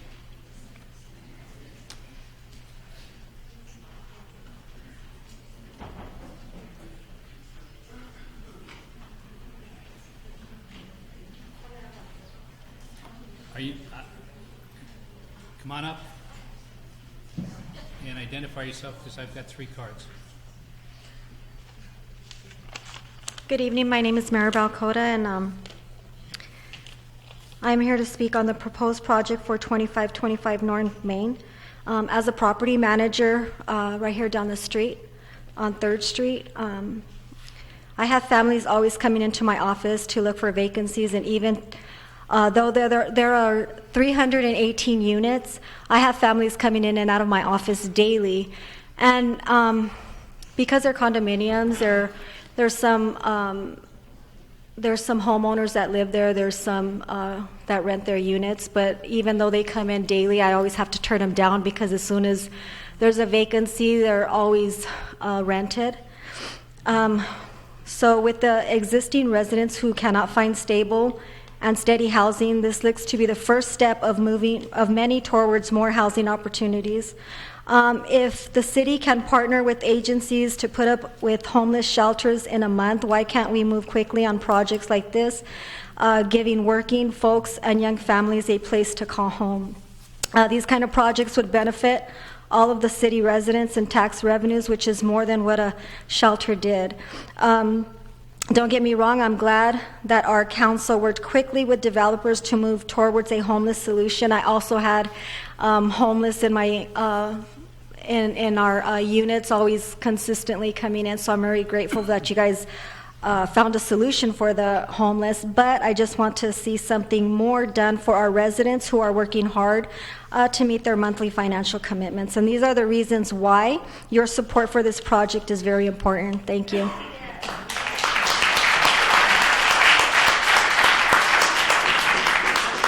I have a Sabrina, Alex, and Jesse.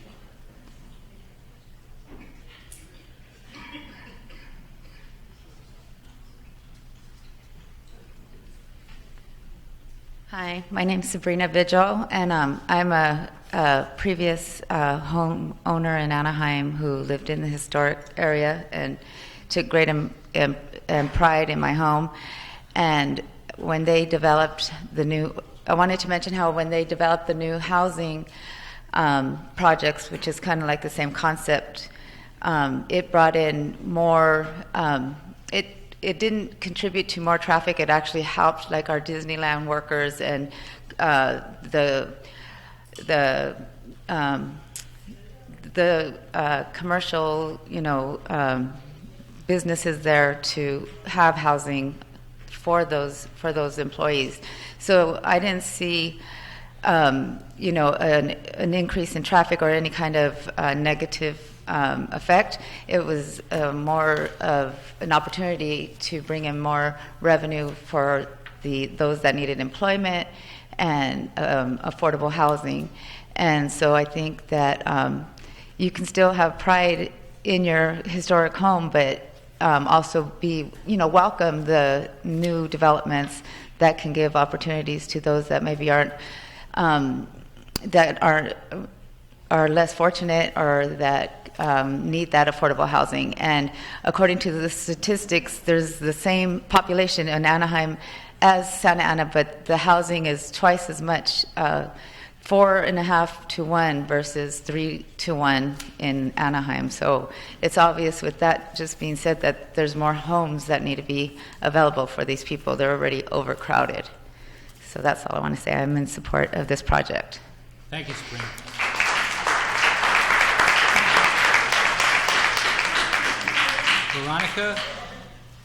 Veronica Morales. Okay, I'm going to put that aside. Again, Jesse. Down the side. Alex. Jennifer. Annette Orello. Debbie Dalton.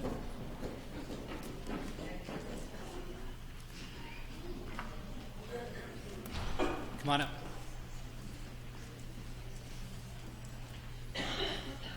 Hello. My last name is Ariano. Okay. And I live in the French Park area.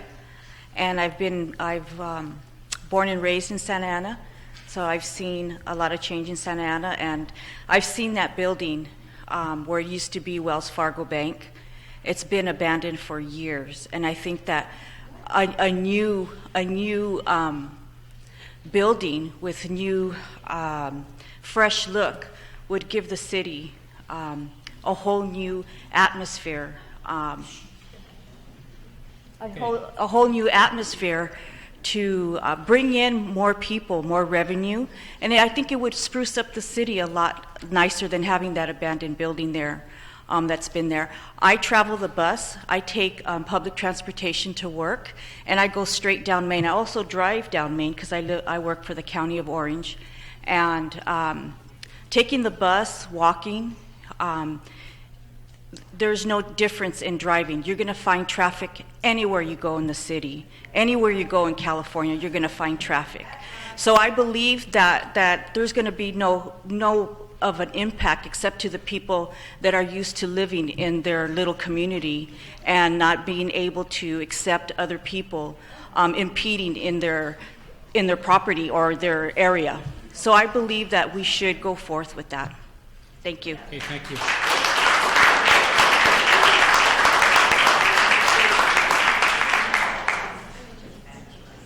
Jennifer? Deborah? Okay.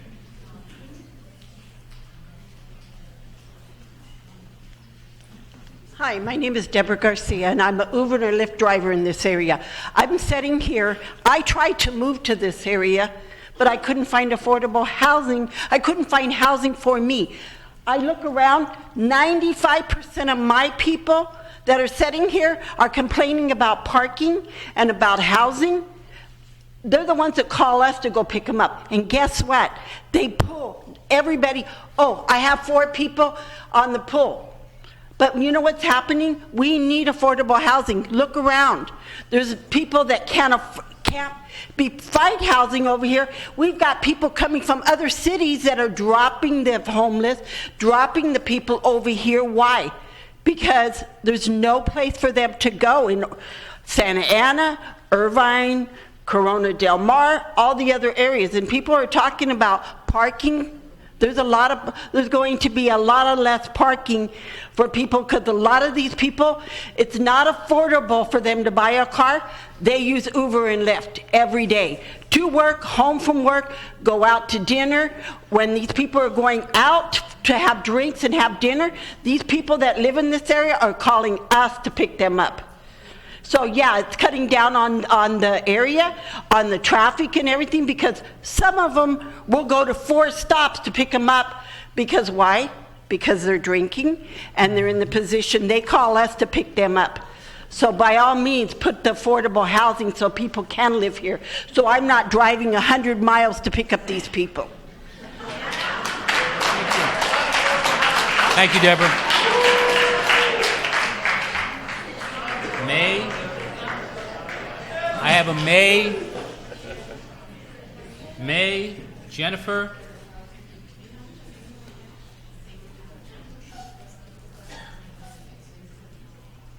Chris Cavalis. Chris?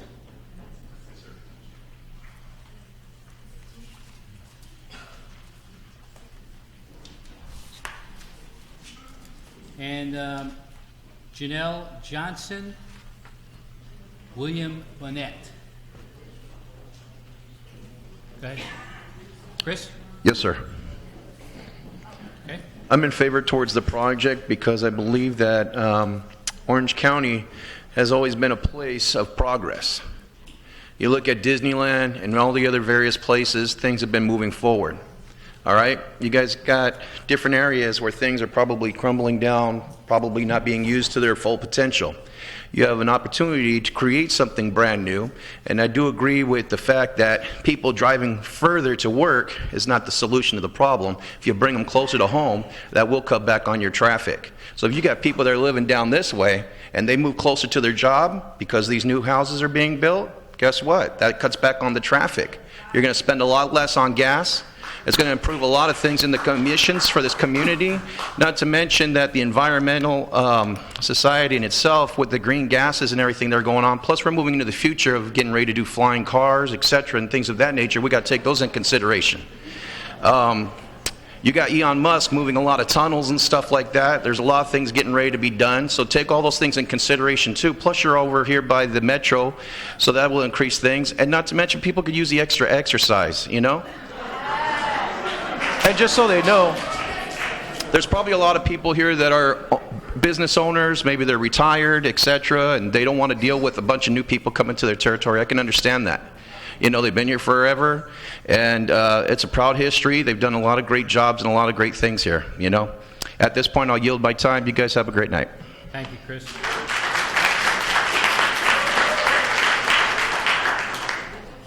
William? Good evening. My name is William Bonnet. I'm a Park Santiago resident, have been for the last 15 years. I'm also on the executive board of the Park Santiago Neighborhood Association. I've been their treasurer for 7 years. So this is not about developing this spot. We at Park Santiago want this spot developed. We don't want it developed irrationally or irresponsibly. That is why we're here. This building has many amenities. This is not affordable housing. There would be a fee paid to the city for affordable housing. We're not against affordable housing. What we're against is 84 units, or even the planning department's proposed 80 units, 80 apartment units per acre on this site. That is the problem. That is why we're here. Main Street is busy and will get busier. The EIR somehow, some way, does not consider the Main Place Mall redevelopment. It is not in the study, and we say why. Well, they did not submit their plan within the allotted window that the city needs to consider the development. Well, a variance needs to be applied here. An exception needs to be applied. They are proposing 1,900 apartment units at Main Place Mall, 400 hotel rooms, 1,400,000 square feet of commercial space. I forgot to mention, I'm a real estate developer. My family's been in real estate development for 30 years. We own many, many buildings, many shopping centers. But this project is bad for Santa Ana. It will ruin the traffic flow up there. And finally, they also are proposing 750,000 square feet of office space. None of it in the EIR. So it's difficult to believe that we can't get this in there. Thank you.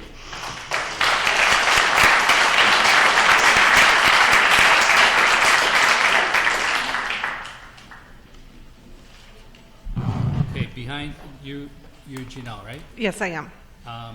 Alicia Barlow, Patricia Coleman, and Mike O'Valley.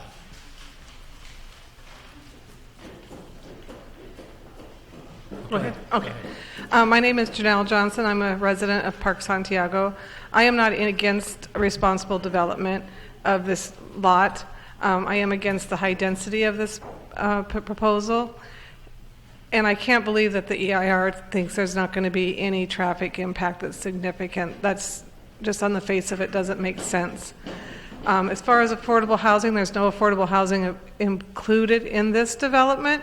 So I'm not sure why people think that this is going to be affordable to very many people, especially students. I think in association with all of the new developments that are currently going on in Orange, adjacent, very close to this property, and at the Main Place Mall, which would be a much better place for high-density housing. It has freeway access that has less impact than this project would. Thank you. Thank you. Alicia?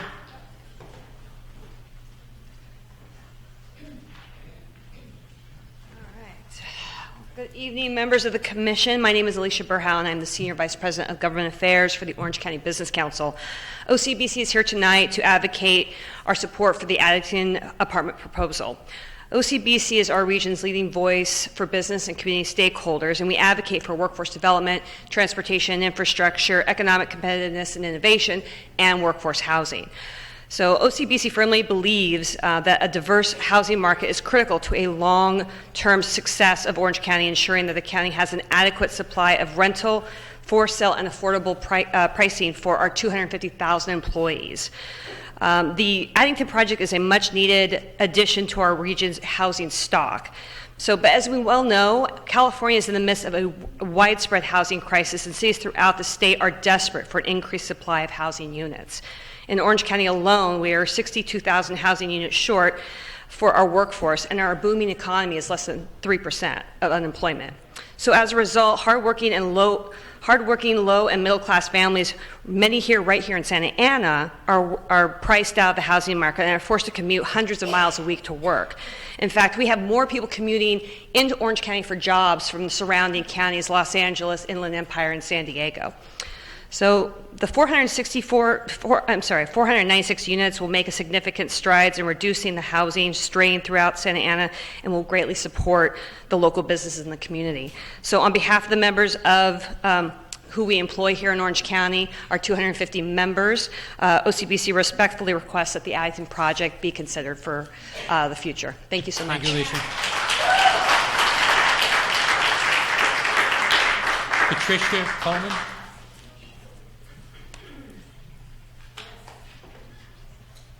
Hello, my name is Patricia Coleman, and I live at 2323 Santiago. I wanted to address a couple of things that were said by the developer today, and the people here as well.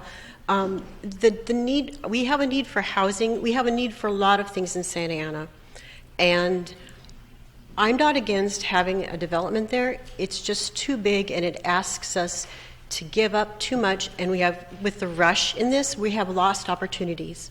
We have a lost opportunity for transportation. This development, I don't know if you realize how closely it crowds Main Street.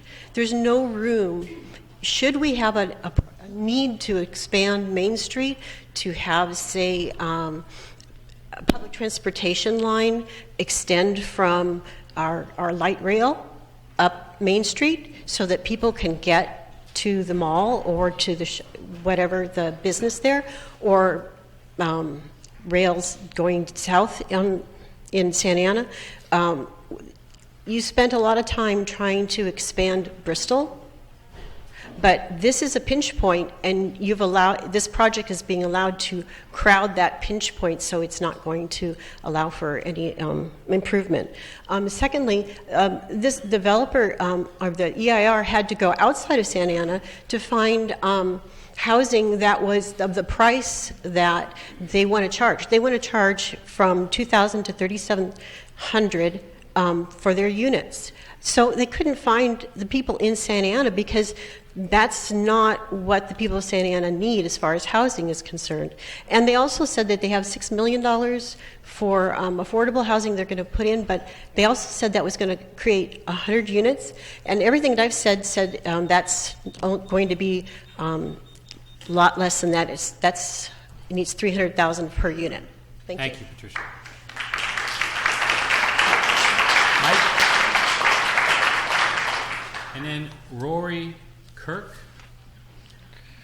Diana Fadkin, and Angela Meyer. Mike, go ahead. Yeah. Hi, I'm Michael Valle. I live at 2552 Valencia Street. I'm the Parks Santiago president, and I've been serving on the board for about 5 years now. 6 years, 5 as the president. Maybe if I went to college, I would be a lot better at this public speaking stuff because I really hate doing it. It was maybe, not even 10 years ago, had 2 roommates, rents were a lot more affordable, but obviously I had roommates at the time because I still couldn't afford to pay those affordable rents. It's always going to be a moving target. Rents are never going to be affordable to the young, to the young, beautiful minds out there that I got a chance to speak with, who were here in support of housing, but didn't know anything about this project, which I found was kind of strange in itself. Well, you do now, and we're very glad that we can expand your minds a little bit more. If you saw my Uber bill, I'd be embarrassed to show you my Uber bill. I take Uber all the time, and they're the first people I tell, make sure you stop at that stop sign because they run the first 2 or 3 through the neighborhood every single time. Again, I'm objective to the project as it stands right now, as it's proposed, the density of the projects and the proximity to the neighborhood. I think what they're doing with the Main Place Mall, the transformation is going to be fantastic. You guys got a lot of good things going on. We're looking forward to a lot of the growth in the north end. This one project is just, it's the wrong place at the wrong time. Thank you, Mike. Thank you.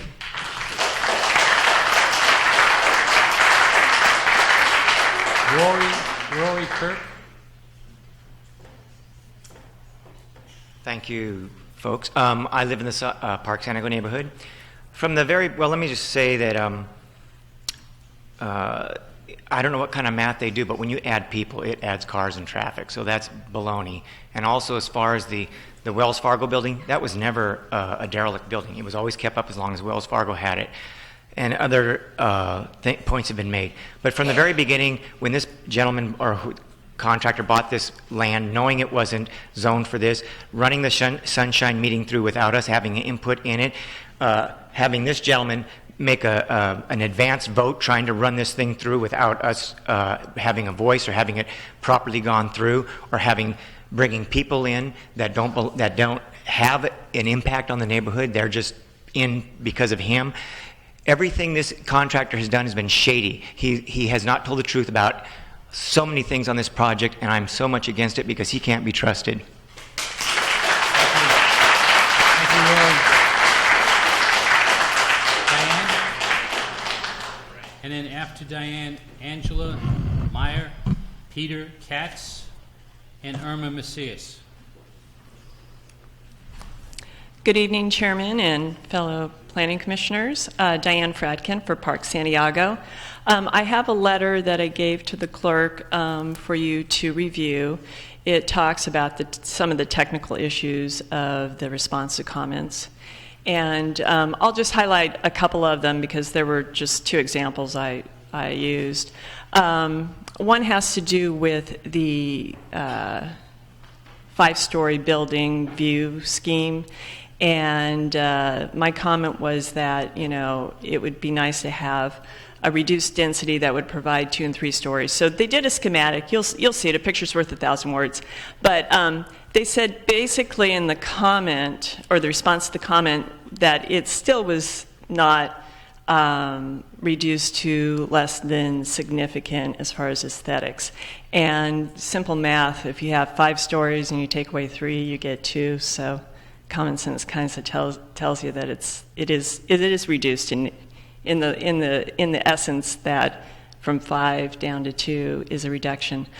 The other comment I have has to do with the access, and this is specific. It shows the Main Street access, the right-in, right-out driveway, as an alternative. The other 2 alternatives, the developer has relinquished any kind of access off of Edgewood, so that would include the commercial driveway that's shown as part of the Main Street access. Walkie Way is not approved, so I don't think that's an access that can be verified at the moment. So I think the EIR needs to look at the traffic analysis again and just look at the Main Street access point, no Walkie Way, and no commercial driveway on Edgewood.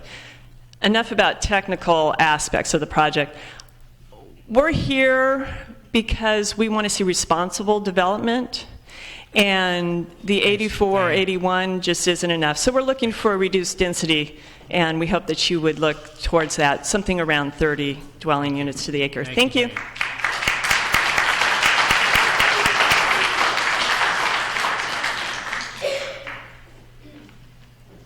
Good evening, Commissioners. My name is Angela Meyer, and I live at 1909 Poinsettia Street.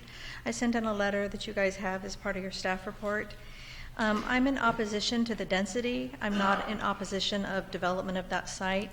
The site currently is a 2-story office building with a significant setback from the residential, and this is proposing a 5-story apartment complex next to historical homes. The city is the 14th most dense city in the state, and it's the 64th most dense city in the U.S. So the density is already an issue in this area.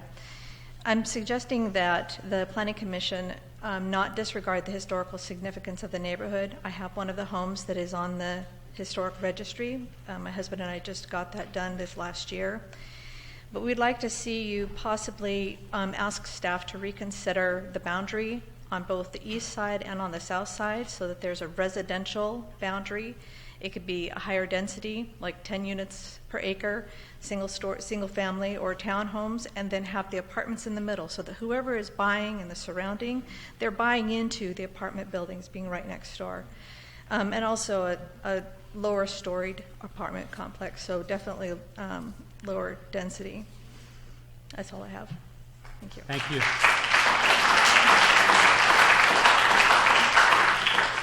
I have Billy Lee, Kelly Medina, and Pete B. You, Billy Lee? You said it. All right, and you're up.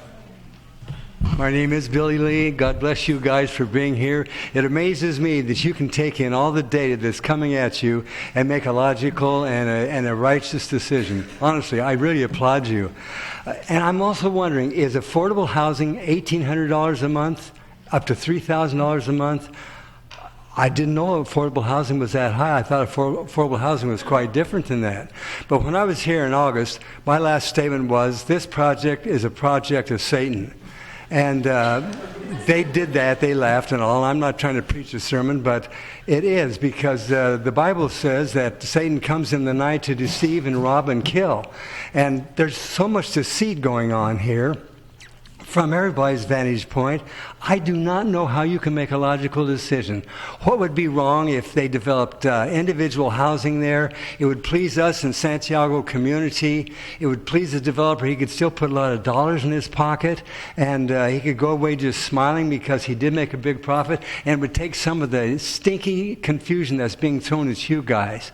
So I pray that you will just reject this thing and ask him to put a project in there that's amenable to us people.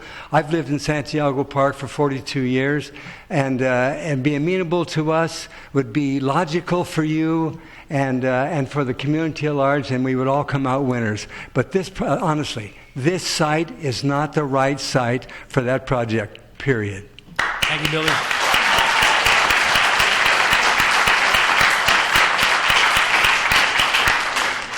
Hi, my name is Kelly Medina. I live on French Street in Park Santiago. I've been a Santa Ana resident for 58 years, and I've seen a lot of things go on in changing this city, like when they put those high-rise apartments over just south of 17th Street and east of Main, and it really changed a lot as far as deteriorating the neighborhood, as many other people have said. And there's another woman who mentioned that her Anaheim neighborhood, which is a historic neighborhood, was unaffected as far as her traffic when they built things like this project. But did that neighborhood have only 3 entrances and exits as our neighborhood does? People are going to be coming off of the freeways when they're overcrowded and they leak onto our street. We're one of the only ways that an east-west corridor other than 17th Street or going clear around to the 22. And if you add all these people right there, you're going to have a definite impact, regardless of what an EIR says on paper. In the meantime, I feel like these kids, a lot of the issues that they raise are valid. I have kids who also wonder whether they're ever going to be able to live in Orange County. But this is not what this project is about. It is, as other people have said, priced higher than kids can afford, even if they have roommates. And if they have roommates and live in these apartments, that's going to add extra cars. And it's a lovely concept to be using the mass transit. But are people really using our mass transit? Are the buses really running in ways that people can use well? And as far as walking to St. Joe's to work, it's such a nice concept. But I don't really think that that's going to happen. So as it turns out, also, as Pat Coleman said, the setback from the street is so little that if there were going to be some future wonderful, like, trolley transit, it would be great. But where's the space going to be? It's just going to be added cost. So really think seriously. Thank you. Thanks.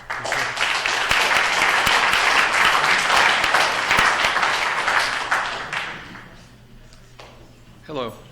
My name is Pete Bollinger. I grew up at McFadden, 1200 South Broadway, and I went on to be a police officer here, and I have real strong ties in Santa Ana.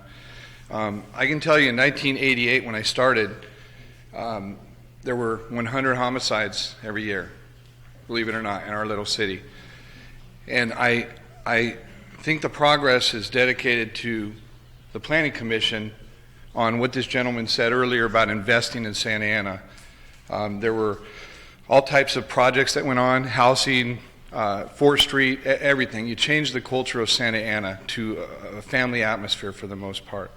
And I don't know how many homicides you have now, but I guarantee it's probably not even 10% of what when I started. So I think that is a testament to the Planning Commission, personally. Thank you all for that. Secondly, there's a lot of speakers or people that aren't going to speak here, and I'd like everybody that is for the project to raise your hand high, please. Everybody for that way you can get a taste of everybody that wants this project to go forward. Also, I'd like to say to all the gray-haired Fox News watcher addicts, just like me, capitalism. They forgot a word, capitalism. Also, it's easy to deny when you have a home and you're denying someone else the opportunity to own a home. That is wrong. Or to live in a home, or to raise a family, or to be safe and secure in your environment. We don't want people in garages. We want them in homes. Thank you.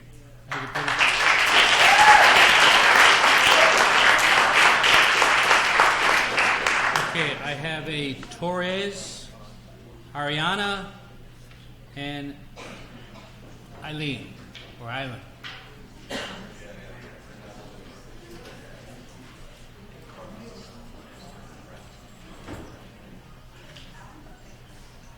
Okay.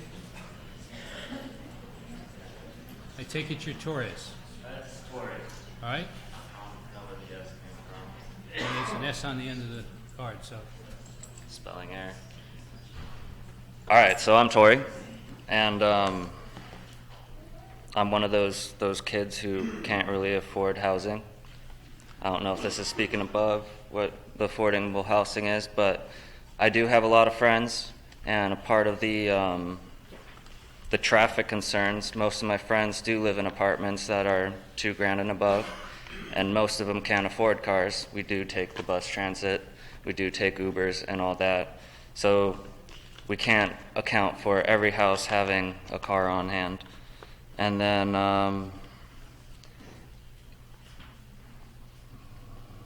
then we do also have that shortage of 3.5 million homes, and I feel if there was a lot more, also that affordable housing would take a drop in price and everything to help others, possibly. And again, we all work 40 hours and such, so affordable housing is kind of hard to get to, and also with that, how do we afford cars? And yeah, thank you. Okay, thank you, Tori.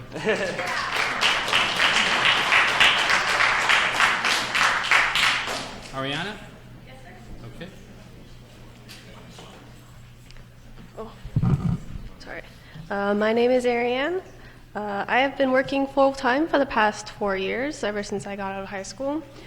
And I'm still living with my family, unfortunately. My plan for 2019 is to take a professional certification program over at the Santa Ana College. Hopefully I will be working with the Pediatric Center at the Chalk Hospital down the street from this project. I don't know how long it will be until I can actually become a homeowner, with the average cost of homes costing almost about $800,000.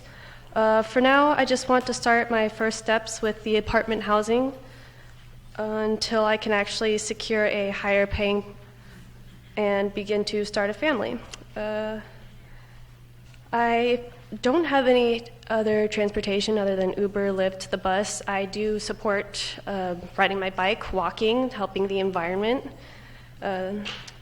So I feel like that would help with the parking issue. And I ask that you support this project, and knowing that you are supporting the hopes and dreams of so many of our young, hardworking people in this community. Thank you. Thank you.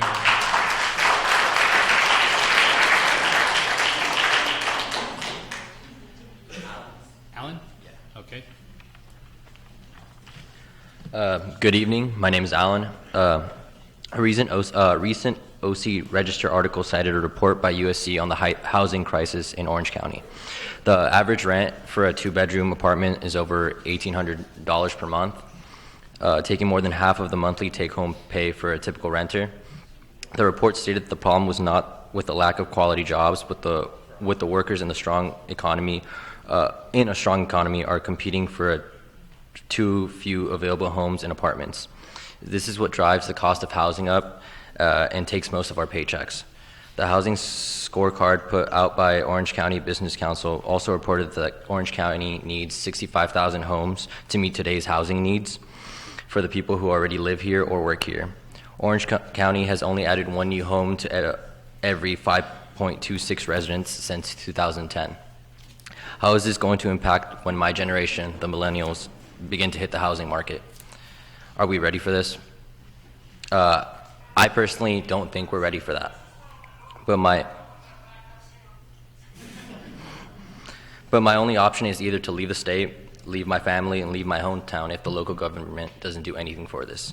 I am asking for your support in the development and for future proposals to help us in the housing situation. Thank you. Thank you, Alan.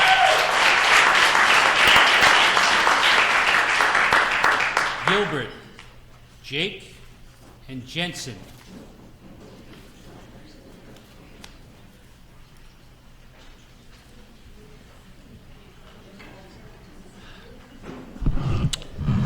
Hi, good evening. My name is Gilbert Rojas.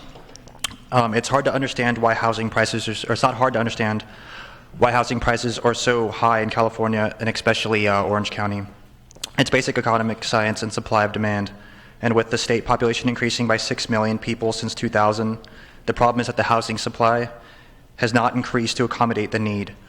Only about 2 million of the new building permits were issued in the state during the same period as reported by the OC Register in March of 2018. The lack of permits is not about the issue of land availability.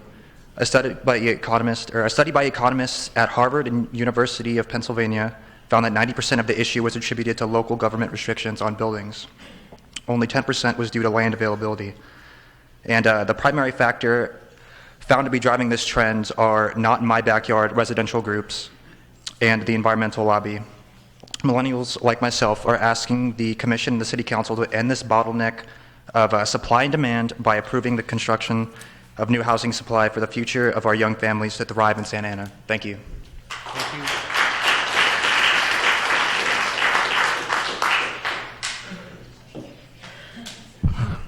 Good evening, Council. My name is Jake. Santa Ana. I live at 19062 Urban Lane. While it comes as no surprise that the city of Santa Ana has the highest population density in Orange County and the third highest in the state of California, Santa Ana exceeds that state average on age cohort populations between 0 and 35 years of age. The highest percentage represented in this group are 20-year-olds such as myself.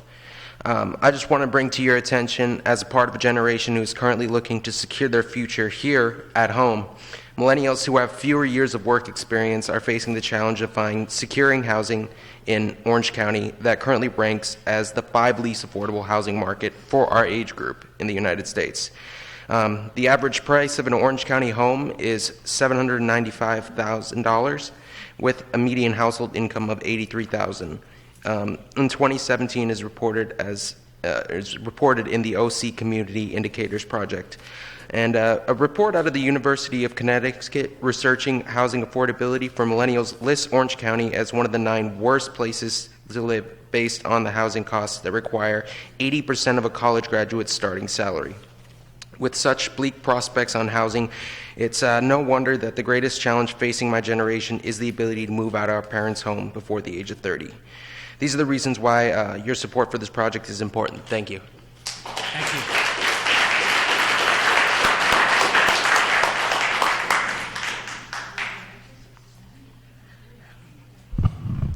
Good evening, my name is Jensen.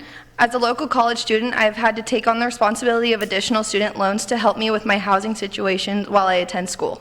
While I am looking forward to graduation, I worry about whether or not I am going to make enough money in my first 10 years of working to make ends meet. The statistics show that more than half of Orange County workers' incomes go towards rent. However, I am going to have the added stress of student loans that will start 6 months after my graduation. My family would welcome me back home, but after several years of living on campus and having some independence, I would like to continue with some of that lifestyle, even if that means I get a roommate. Moving back with my siblings would be extremely tight. My hope is to find a local job in the Santa Ana Civic Center, which would eliminate any commute and keep me close to my family.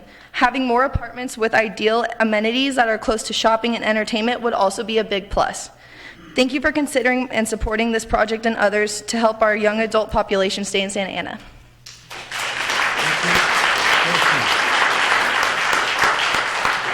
Mark Trimble, Rich Gomez, Mark Angel, and Karen Egar. Good evening. Is it on? Check, check. Good evening, Planning Commission members. I appreciate the time to talk with you on this very important project. A year and a half ago, when I first found, actually my name is Mark Trimble, I didn't say that, and I live at 1720 Santiago, and this is my wife, Liz. Anyway, we are one of the homes right there at the epicenter. We've got 17th Street in Santiago, and Santiago has become pretty much one of the, the thoroughfare through the neighborhood. Anyway, when I first found out about this project a year and a half ago, first thing that came to mind was, a 3-story building and a balcony, and yesterday's laundry hanging out the window there. So I was a little nervous about that. Then I thought about the traffic. Oh my God, there's going to be cars everywhere. The parking's going to be even worse. Never going to be able to get on 17th or Main Street. All these fears were going through my mind. Also the park itself, more crime in the park. It's because we've had problems with that. So there were a lot of negatives that came up right away, at least that I thought about. But then I thought a little further. I know that some of the complaints were that the buildings were too high. I saw the developer trying to take care of that. The traffic problem, the developer was, mitigating that problem. Also, some of the other problems that were expressed, I saw them trying very hard to work with the community. I was at the Sunshine meeting a year and a half ago. I've heard some comments that the developers were, talking down to the people there. There was no opportunity to get any back and forth going. That was not the case. The people that were there from the community did not allow the developers to get more than 3 words out without shouting them down. I went there agreeing with probably 95% of the people. I wasn't for the program. I wasn't for the project. But I wanted to learn about it. I wanted to know what I was against. But unfortunately, I didn't get the opportunity to hear about it. There was just so much noise going on. Anyway, after researching about it, after doing my due diligence, I found out this project is much more what we need. It will support all those businesses. It will support Main Place. It will support Bowers Museum. It will support City Place. Thank you. Rich Gomez.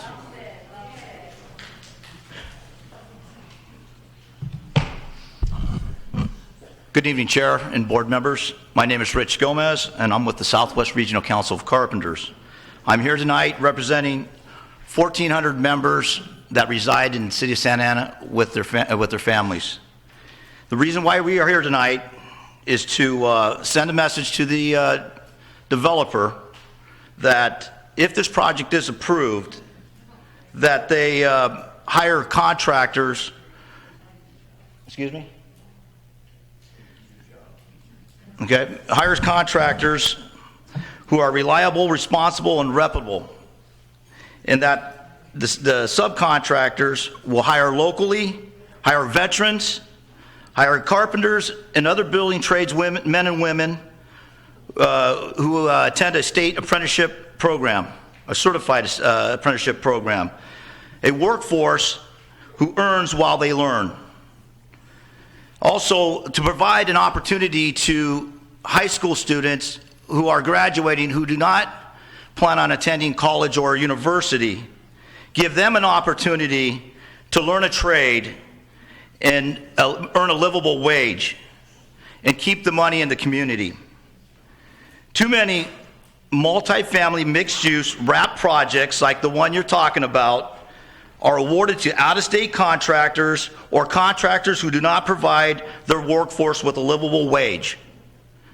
The carpenters and other building trades men and women who build this project or should be able to reside in this complex. All right? And if the developer abides by these standards, we would be willing to support the project. But if they do not, we will not support this project. Thank you very much. Thank you, Rich. Mark?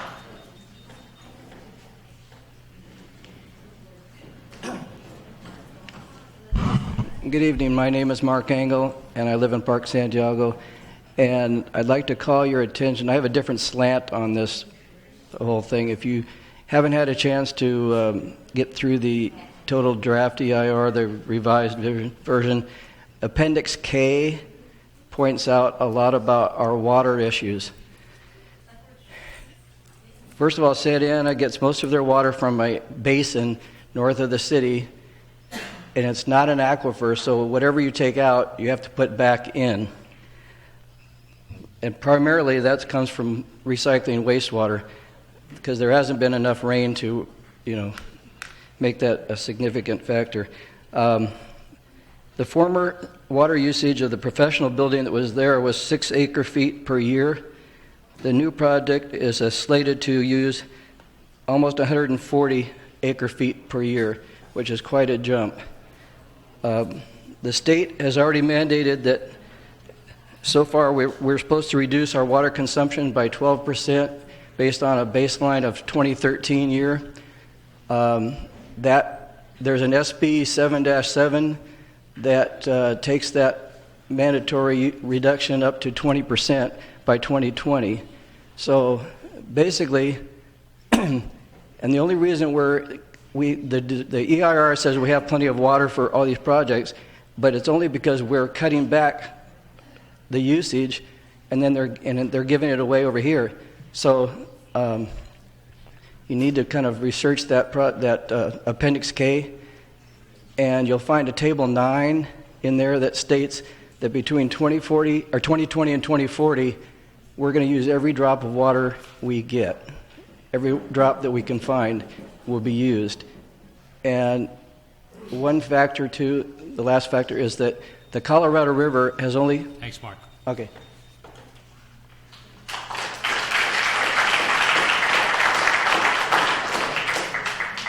Karen? After Karen, I have Michael Plantmore, Matt, and Bailey.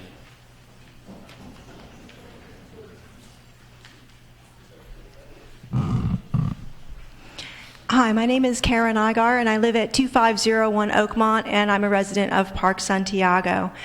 I don't object to anything on the property. What I object to is the density of 84 dwelling units per acre, maybe down to 80 or 81 now, adjacent to a neighborhood of single-family, often historic homes with a density of 7 dwelling units per acre.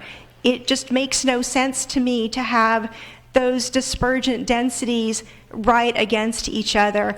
And I don't think you can find any development anywhere in Santa Ana that has density like 80 dwelling units per acre that's next to an existing single-family residential neighborhood. There's no precedent for it, and I don't think we should start here.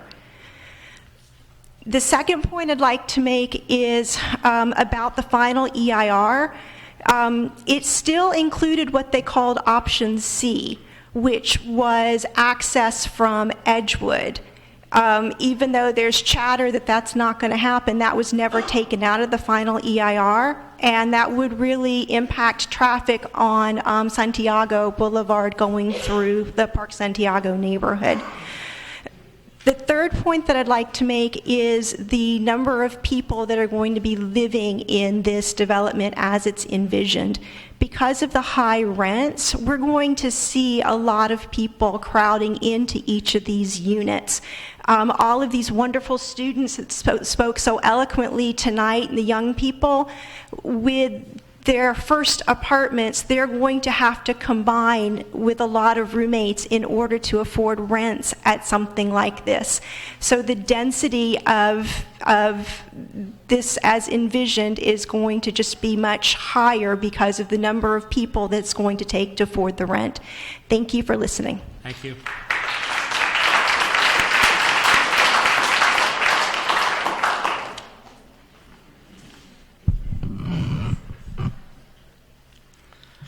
Good evening, Commission members. My name is Mike Plenamura, and I live at 2501 Oakmont Avenue, and Karen is my wife.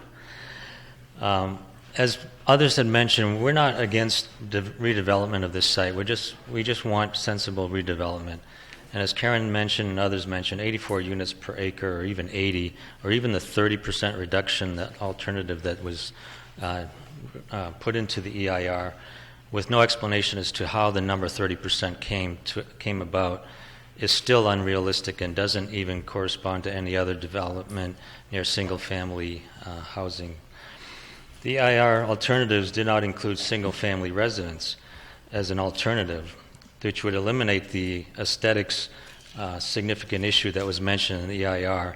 When I put that comment in for the EIR, they basically said the alternative to develop the site with single-family residence is not a variation of the project, of the proposed project.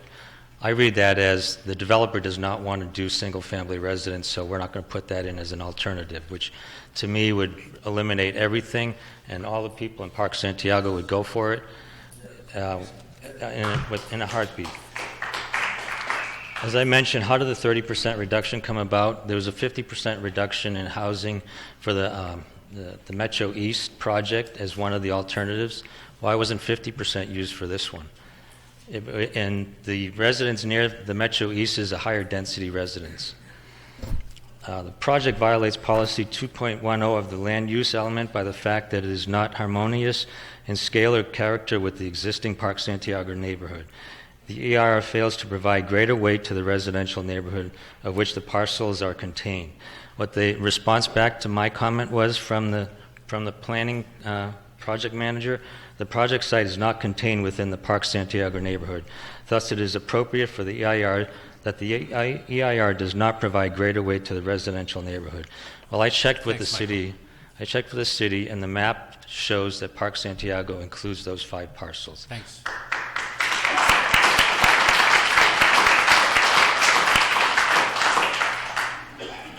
Matt? Yes. Good evening. My name is Matt, and I'm a student in the area. I'd just like to add more perspective of the young family populations leaving the area because of lack of housing and affordability. There's several negative effects that this can take on the community. Reduction of skilled workers is very critical as population ages and young families move out. There's also potential impact on public school enrollment due to younger families, and city infrastructure is impacted due to reduction of retail tax based on reduced purchases and decreased city revenues. With migration of millennials and their future families, this would increase the need for working commuters who don't invest their income in the city and pay local taxes.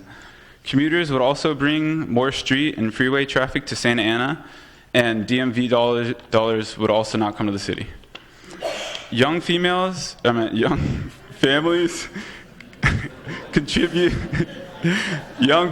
contribute to tax base, increase retail transactions, populate schools, and brings a resilient workforce. Planned construction supports local transportation and retail centers, supports city cultural centers such as museums and visual performing arts centers. I hope you consider these benefits as the Commission looks to approve this and other building permits for housing in the future. Thank you. Also, I am a student and I pay taxes, so.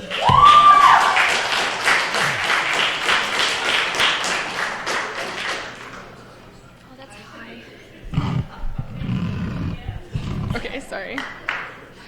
Good evening, my name is Bailey, and I also am a local college student. Having relocated to this area about 2 years ago to take advantage of some scholarship opportunities I had received, my biggest concern when I graduate is being able to find somewhere to live in good neighborhoods. Sorry. My goal is to actually become a teacher in the local school districts. Hopefully, I don't have to have 3 or 4 roommates to be able to afford an apartment. It's not really realistic for people my age, as a goal. By increasing housing options available in the market and improving the supply to meet the demand, this will help me and people from my class find quality, affordable housing. I believe this will also increase the size and quality of the employment pool for Santa Ana when you keep your local college graduates here. Representing myself and my fellow fellow generation, we dare to dream and pursue our goals of higher education, professional work, establishing a family, and home ownership. We never dreamed that we would have to move out of the state to achieve this. Securing our future is why I'm asking you for support on this housing project and future development. Thank you. Thank you, Bailey. Vince, Loretta, Tim Johnson,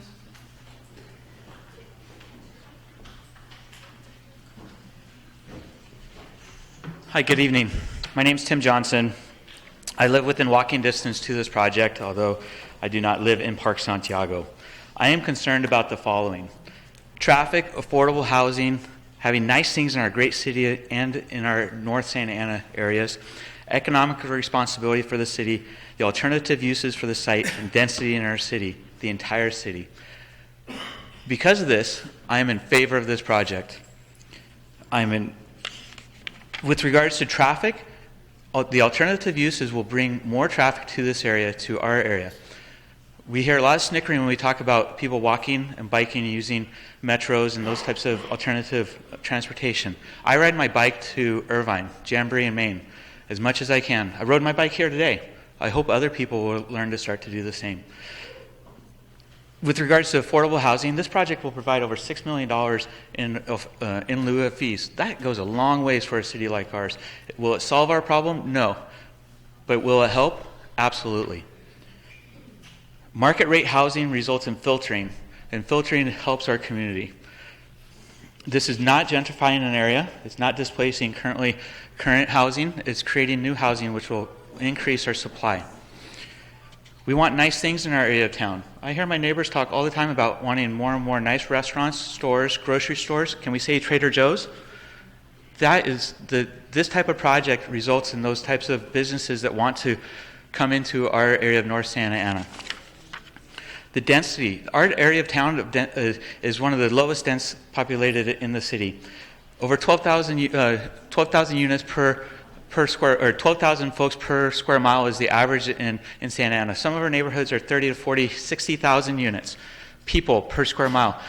Our area of town is at 5 to 7,000 people per square mile. There is room. My lovely neighbors, I respect them a lot. They say it should go elsewhere. It needs to go here. Thank you very much. This project will provide for our city. Thank you. Thanks, Tim. Thank you.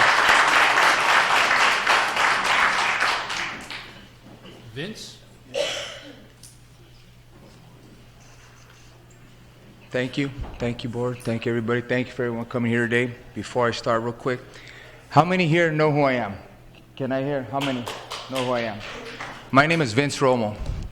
I was raised in Santa Ana as a young boy.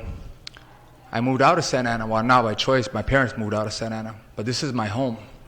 What I do now, I go to juvenile halls. I go and I speak at high schools. I've had interviews with Fox News. I've been on the newspaper, helping out young people to not live a life that I once lived. And you know who helped me? That gentleman right there, Paul, from Santa Ana. This is our home. This is our city. And now I could actually afford to buy a home, which I would have never thought I would have been able to. I told my wife, I said, you know what? I'm moving home. I want to move to Santa Ana. This is where I want to live. This is my home. Nobody could say, you know what, oh, you don't know about Santa Ana. This is where I was raised. My happiest times as a kid was in this city. And you know what, I'm in favor of this project.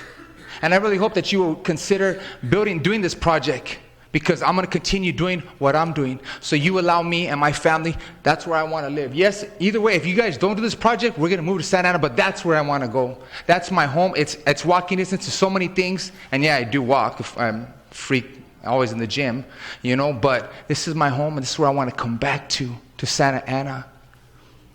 Thank you guys so very much, and I hope that you guys do move forward with this project.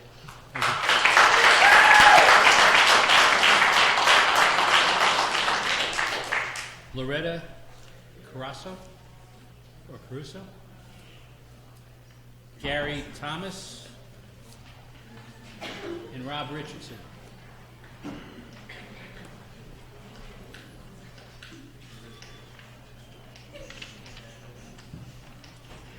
Gary? Go ahead. You ready?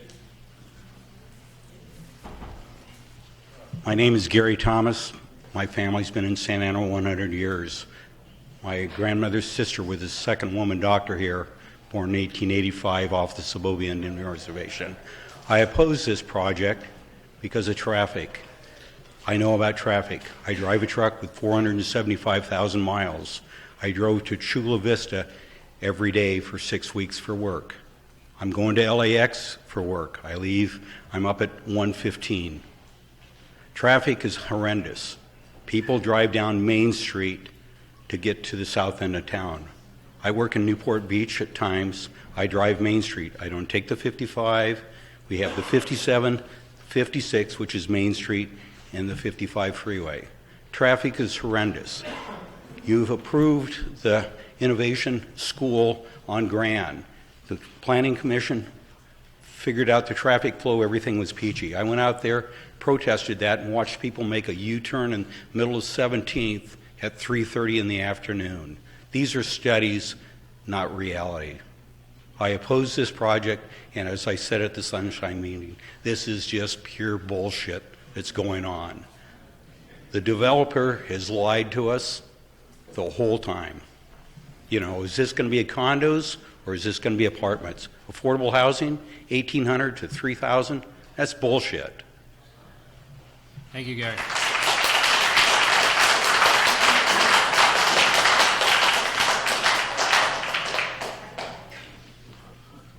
Good evening. It's Rob Richardson from Park Santiago neighborhood. A little stiff after sitting so long.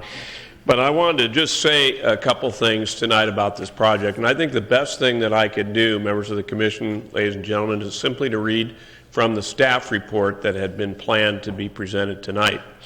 And it said, under neighborhood character, the project is not in character with the neighborhood, which it shares on two sides with, as the neighborhood is comprised of the single-family dwellings, and this project is a high-density multifamily project. The proposed project, however, has a modern contemporary design. Thank goodness, my ad. A modern contemporary design with a variety of materials that would fit within the design intent of Main Street. Now, I don't know exactly what the design intent of Main Street is. I know this project as it's proposed, it would be about 95 feet tall on Main Street. So that is to fit in with the design intent of Main Street. Ladies and gentlemen, since 1971, there has not been a single building built on Main Street from Washington Avenue or Civic Center Drive all the way to the 5 freeway that has ever exceeded 50 feet. Not one. Zero. And so here we have a circumstance where we're going to meet the design intent, and I'm suggesting we meet the design reality of the residents that abut this project, which the staff report acknowledges. Second thing I want to mention is just with the density of the project, and that is the issue. It is not about development or being opposed to housing or housing opportunities. It is purely about the density of this project.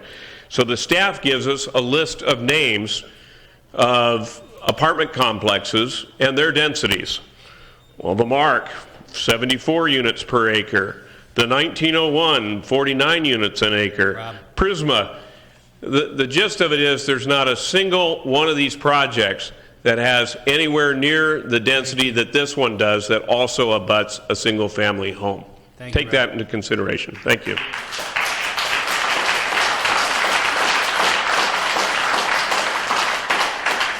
Loretta?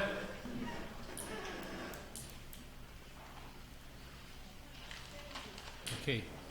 Madam Secretary, any additional comments? Deborah?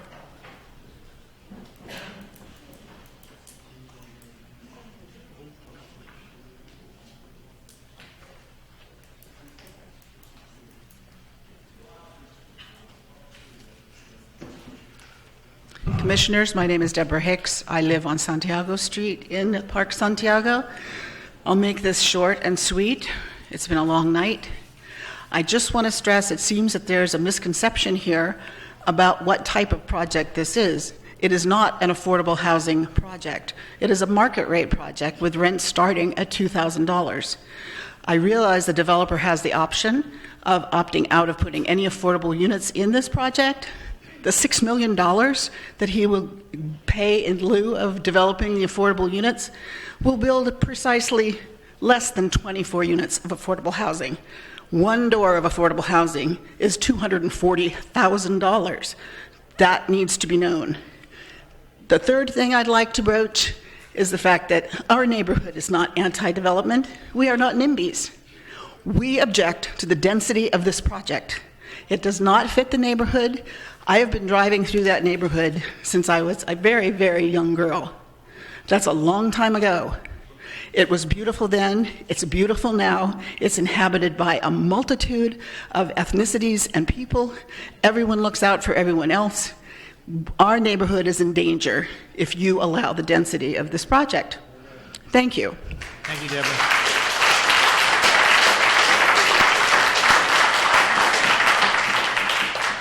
Peter. Good evening. Mark, you called my name, but I think you kind of skipped over it. I've been a resident of this city for 55 years. I'm now president of the Comlink board, which oversees all 64 neighborhoods in the city of Santa Ana. And I've watched the slow deterioration of neighborhoods because of projects that were improperly studied. And every homeowners meeting that I go to, traffic, parking, and density are the issues in this city. We are choking on people. And if you think this 1,000 resident project with 2,000 cars coming in the city of Santa Ana are going to be for Santa Ana people, these are going to be market rated out to cities outside of Santa Ana. These are expensive apartments. We need to change the way in-lieu fees are used in the city and force developers to build those affordable units in the project itself and not waive it with fees. And we also need to have a standard on density in this city. There needs to be a standard for density and a standard for parking that is fair throughout this city, or we are destroying our city. We are the second densest city in the state of California, fourth densest, 300,000 or more in the United States. We are now the 64th largest city in the United States. We are the same size as Boston, Houston, and New Orleans. Something has to change in these neighborhoods. We're having parking wars, people fighting over spaces, using trash cans to save spaces. I mean, the quality of life in our neighborhoods are slowly deteriorating. And the R1 property tax is the second leading source of income for this city, believe it or not. And now the state legislature is going to take away all control over R1 development. The new bill pending before the legislature in January will lift all restrictions on R1 housing for developing additional accessory dwellings. So this is another issue we're going to have to deal with in this city, and it's going to increase our density. We're getting larger. Orange County has a lot of open spaces, but not in Santa Ana. And so if we want to build affordable housing for the people that live in Santa Ana, that work in the hotels, the Taco Bells, the McDonald's, the restaurants downtown, we need to create it. We need to be serious about creating affordable housing and not sloughing it off by in-lieu fees and developers paying for busloads of people down here and paying them to lobby for this project. So I'm really opposed to that. I'm offended by outside organizations that are lobbying policy for this city. Thank you.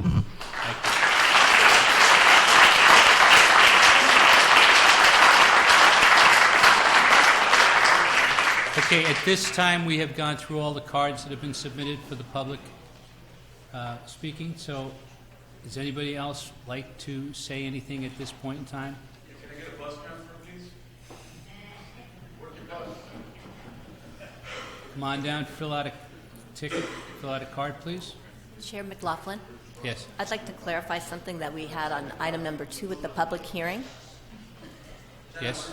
After after opening the public hearing and before it was continued to the new date of January 14th. Right. If there were any speaker cards for item 2, we should have allowed them to speak at that time. I know that we put them all together here with number 3 since it's Okay. the same project, but just in case anybody wants to speak on number 2. Okay.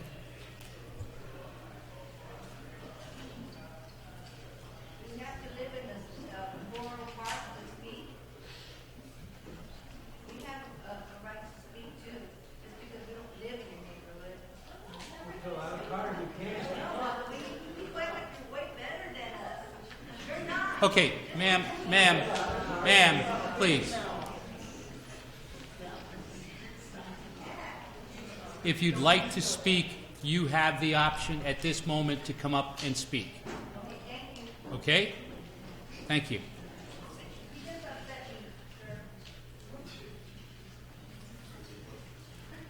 Okay, Michelle?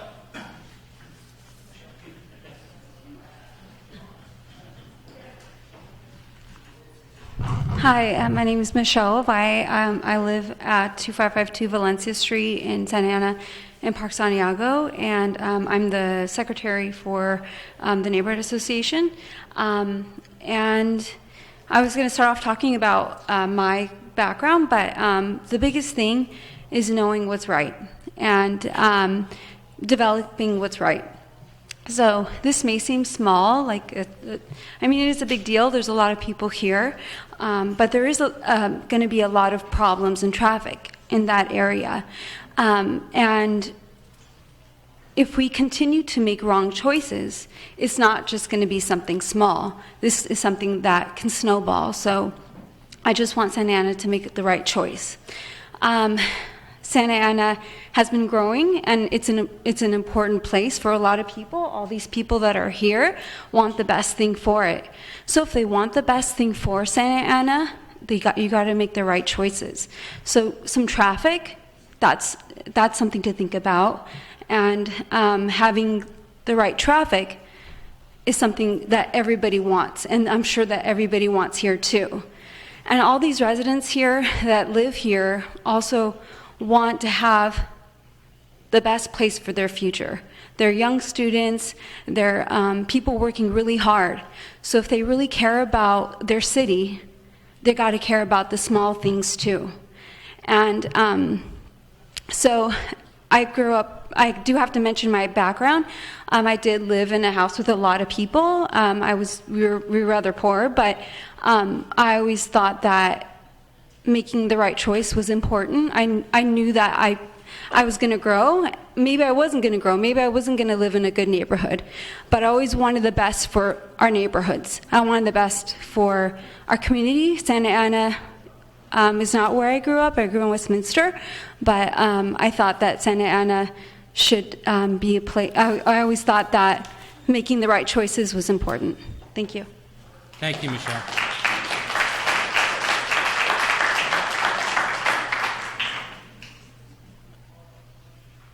Good evening, Planning Commission. My name is Giles Candy. I live in Park Santiago. Lady from Fullerton, I think, mentioned context of the neighborhood. And it's not just the context of the neighborhood, which is right. It's a bigger picture than that, which is why communities have planning commissions to make those decisions. What is in the context of the bigger picture and the neighborhood?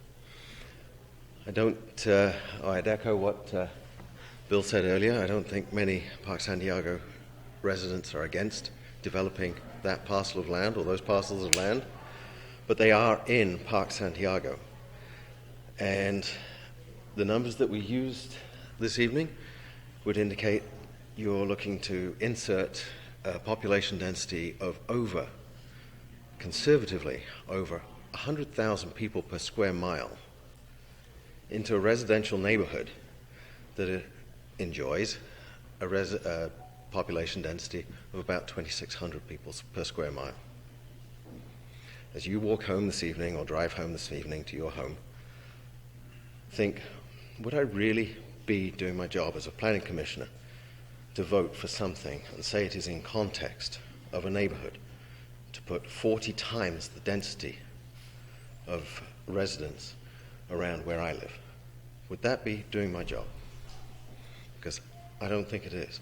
There is an appropriate development. We should develop the land. It would be better for the community and the city, definitely.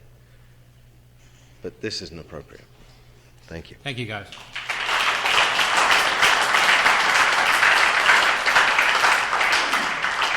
Taylor Medina? Okay. Hi. Give me a second. So my name is Talia Medina, and I was given the opportunity to turn my life around with a shelter right here in Santa Ana. And that was back in 2006 for women and children. And at that time, it was still congested. It was always packed, and I chose to walk everywhere so that way I can get from place to place. And I seen it the same as it was then, and now a lot. And I am for this project, not only, for, we'll give workers to be closer to their jobs and stuff, but, for the college and,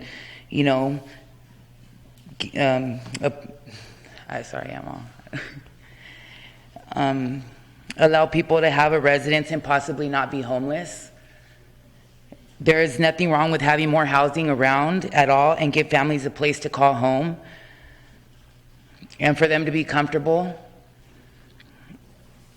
For their kids to be able to walk to a park.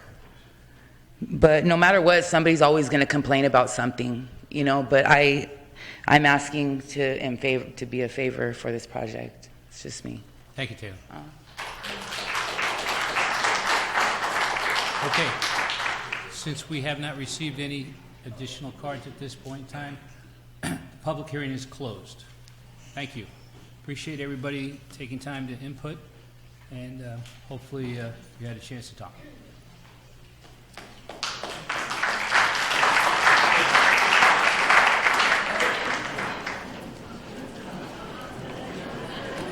With that, we'll move to staff comments. As soon as we close the meeting.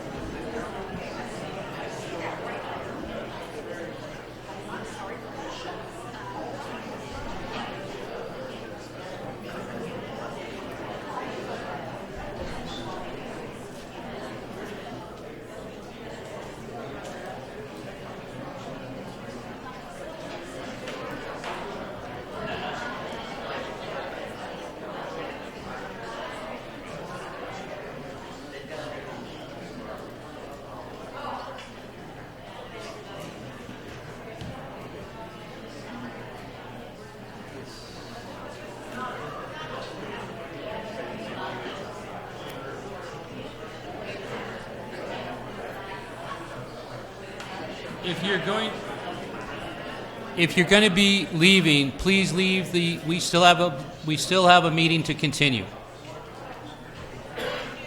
Thank you. We still have a meeting to continue.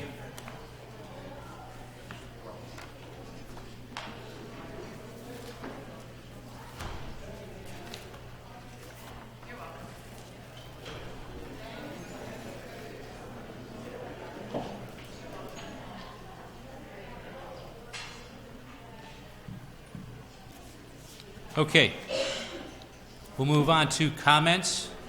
We'll start with staff comments. Min? I have none. Candia? Okay. All right. Commissioner members' comments. Ken? I would like to take this opportunity to express our sincere appreciation and thanks for all the comment. This very heartwarming, the sympathy card I received from staff members on behalf of the family, myself. Thank you. Beatrice. Cynthia? I just want to, recognize they're all outside, but I'm happy to see that many people came in tonight to share their points of views. It does help us. Mark did mention earlier, obviously this is a controversial project or a tough project, but it is helpful if we can have information as it comes out to understand what's going on. Tonight I kept hearing option C. I don't know what that is. So if you have information, please disseminate it to us as soon as it comes to you. We want to, I think this has taken this long because we're trying to make the best possible choice we can, and we can't do that if we don't have what's in front of us. And I appreciate that the EIR was delivered to my home on the eve of Thanksgiving, but I'm a mother of 4 with family coming in and having to run that household. That's $1,000 page document. That was just a little much. So we need to be considerate of everyone on here because we do want to make informed decision, and it's just helpful if we have the information when it comes out. Thank you. Eric? Thank you. I had one question about, you had mentioned that there was an issue with the item 1. I'm sorry, item 2. Is there anything we need to do in that regard, or? No, I stated it on the record. Okay. They came up to say that they wanted to speak on item 2. Okay, all right. But we afforded them the opportunity to speak all at item 3. Oh, got it. I just wanted to clarify. Got it. The other issue is I share Commissioner Leo's concerns. It would have been helpful to have the PowerPoint of the presentation just to kind of follow along. I think option C, I think that's the alternative build scenario, but people don't say what it is because there's a no build, I think there's 4 options.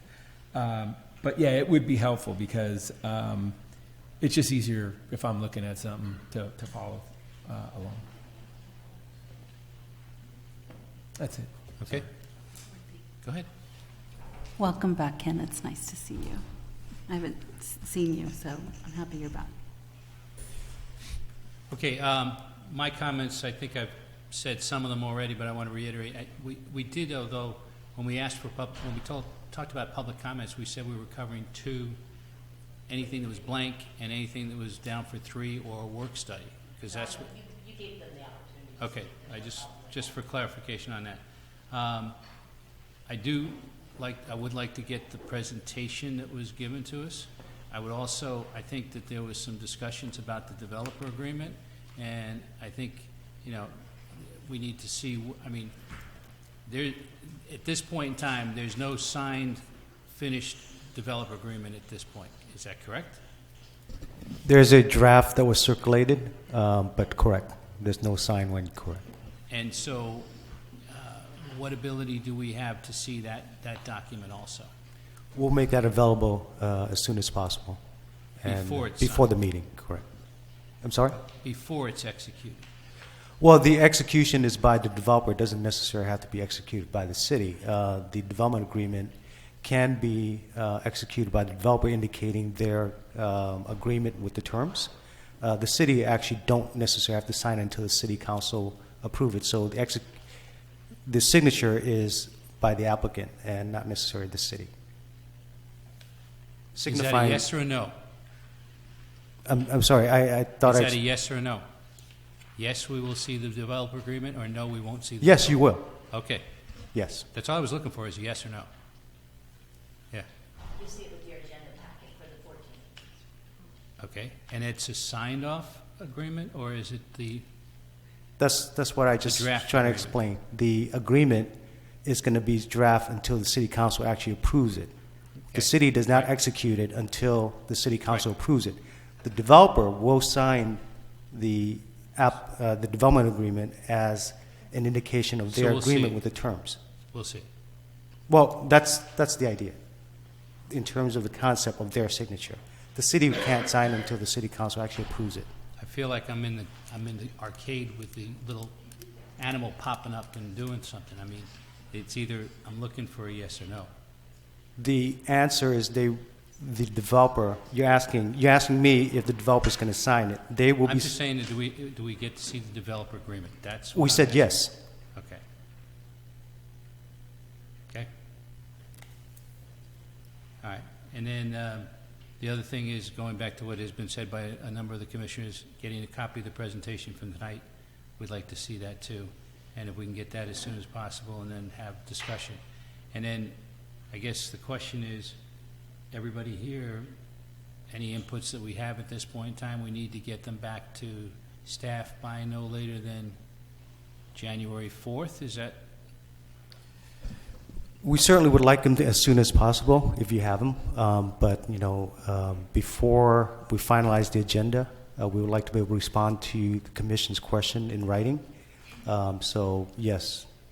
And are we receiving comments from the community on this item on the EIR, on the final EIR at this point in time? The comments from the community can be accepted up to the date of the hearing. They can be accepted up until the date of the hearing, which would be the 14th.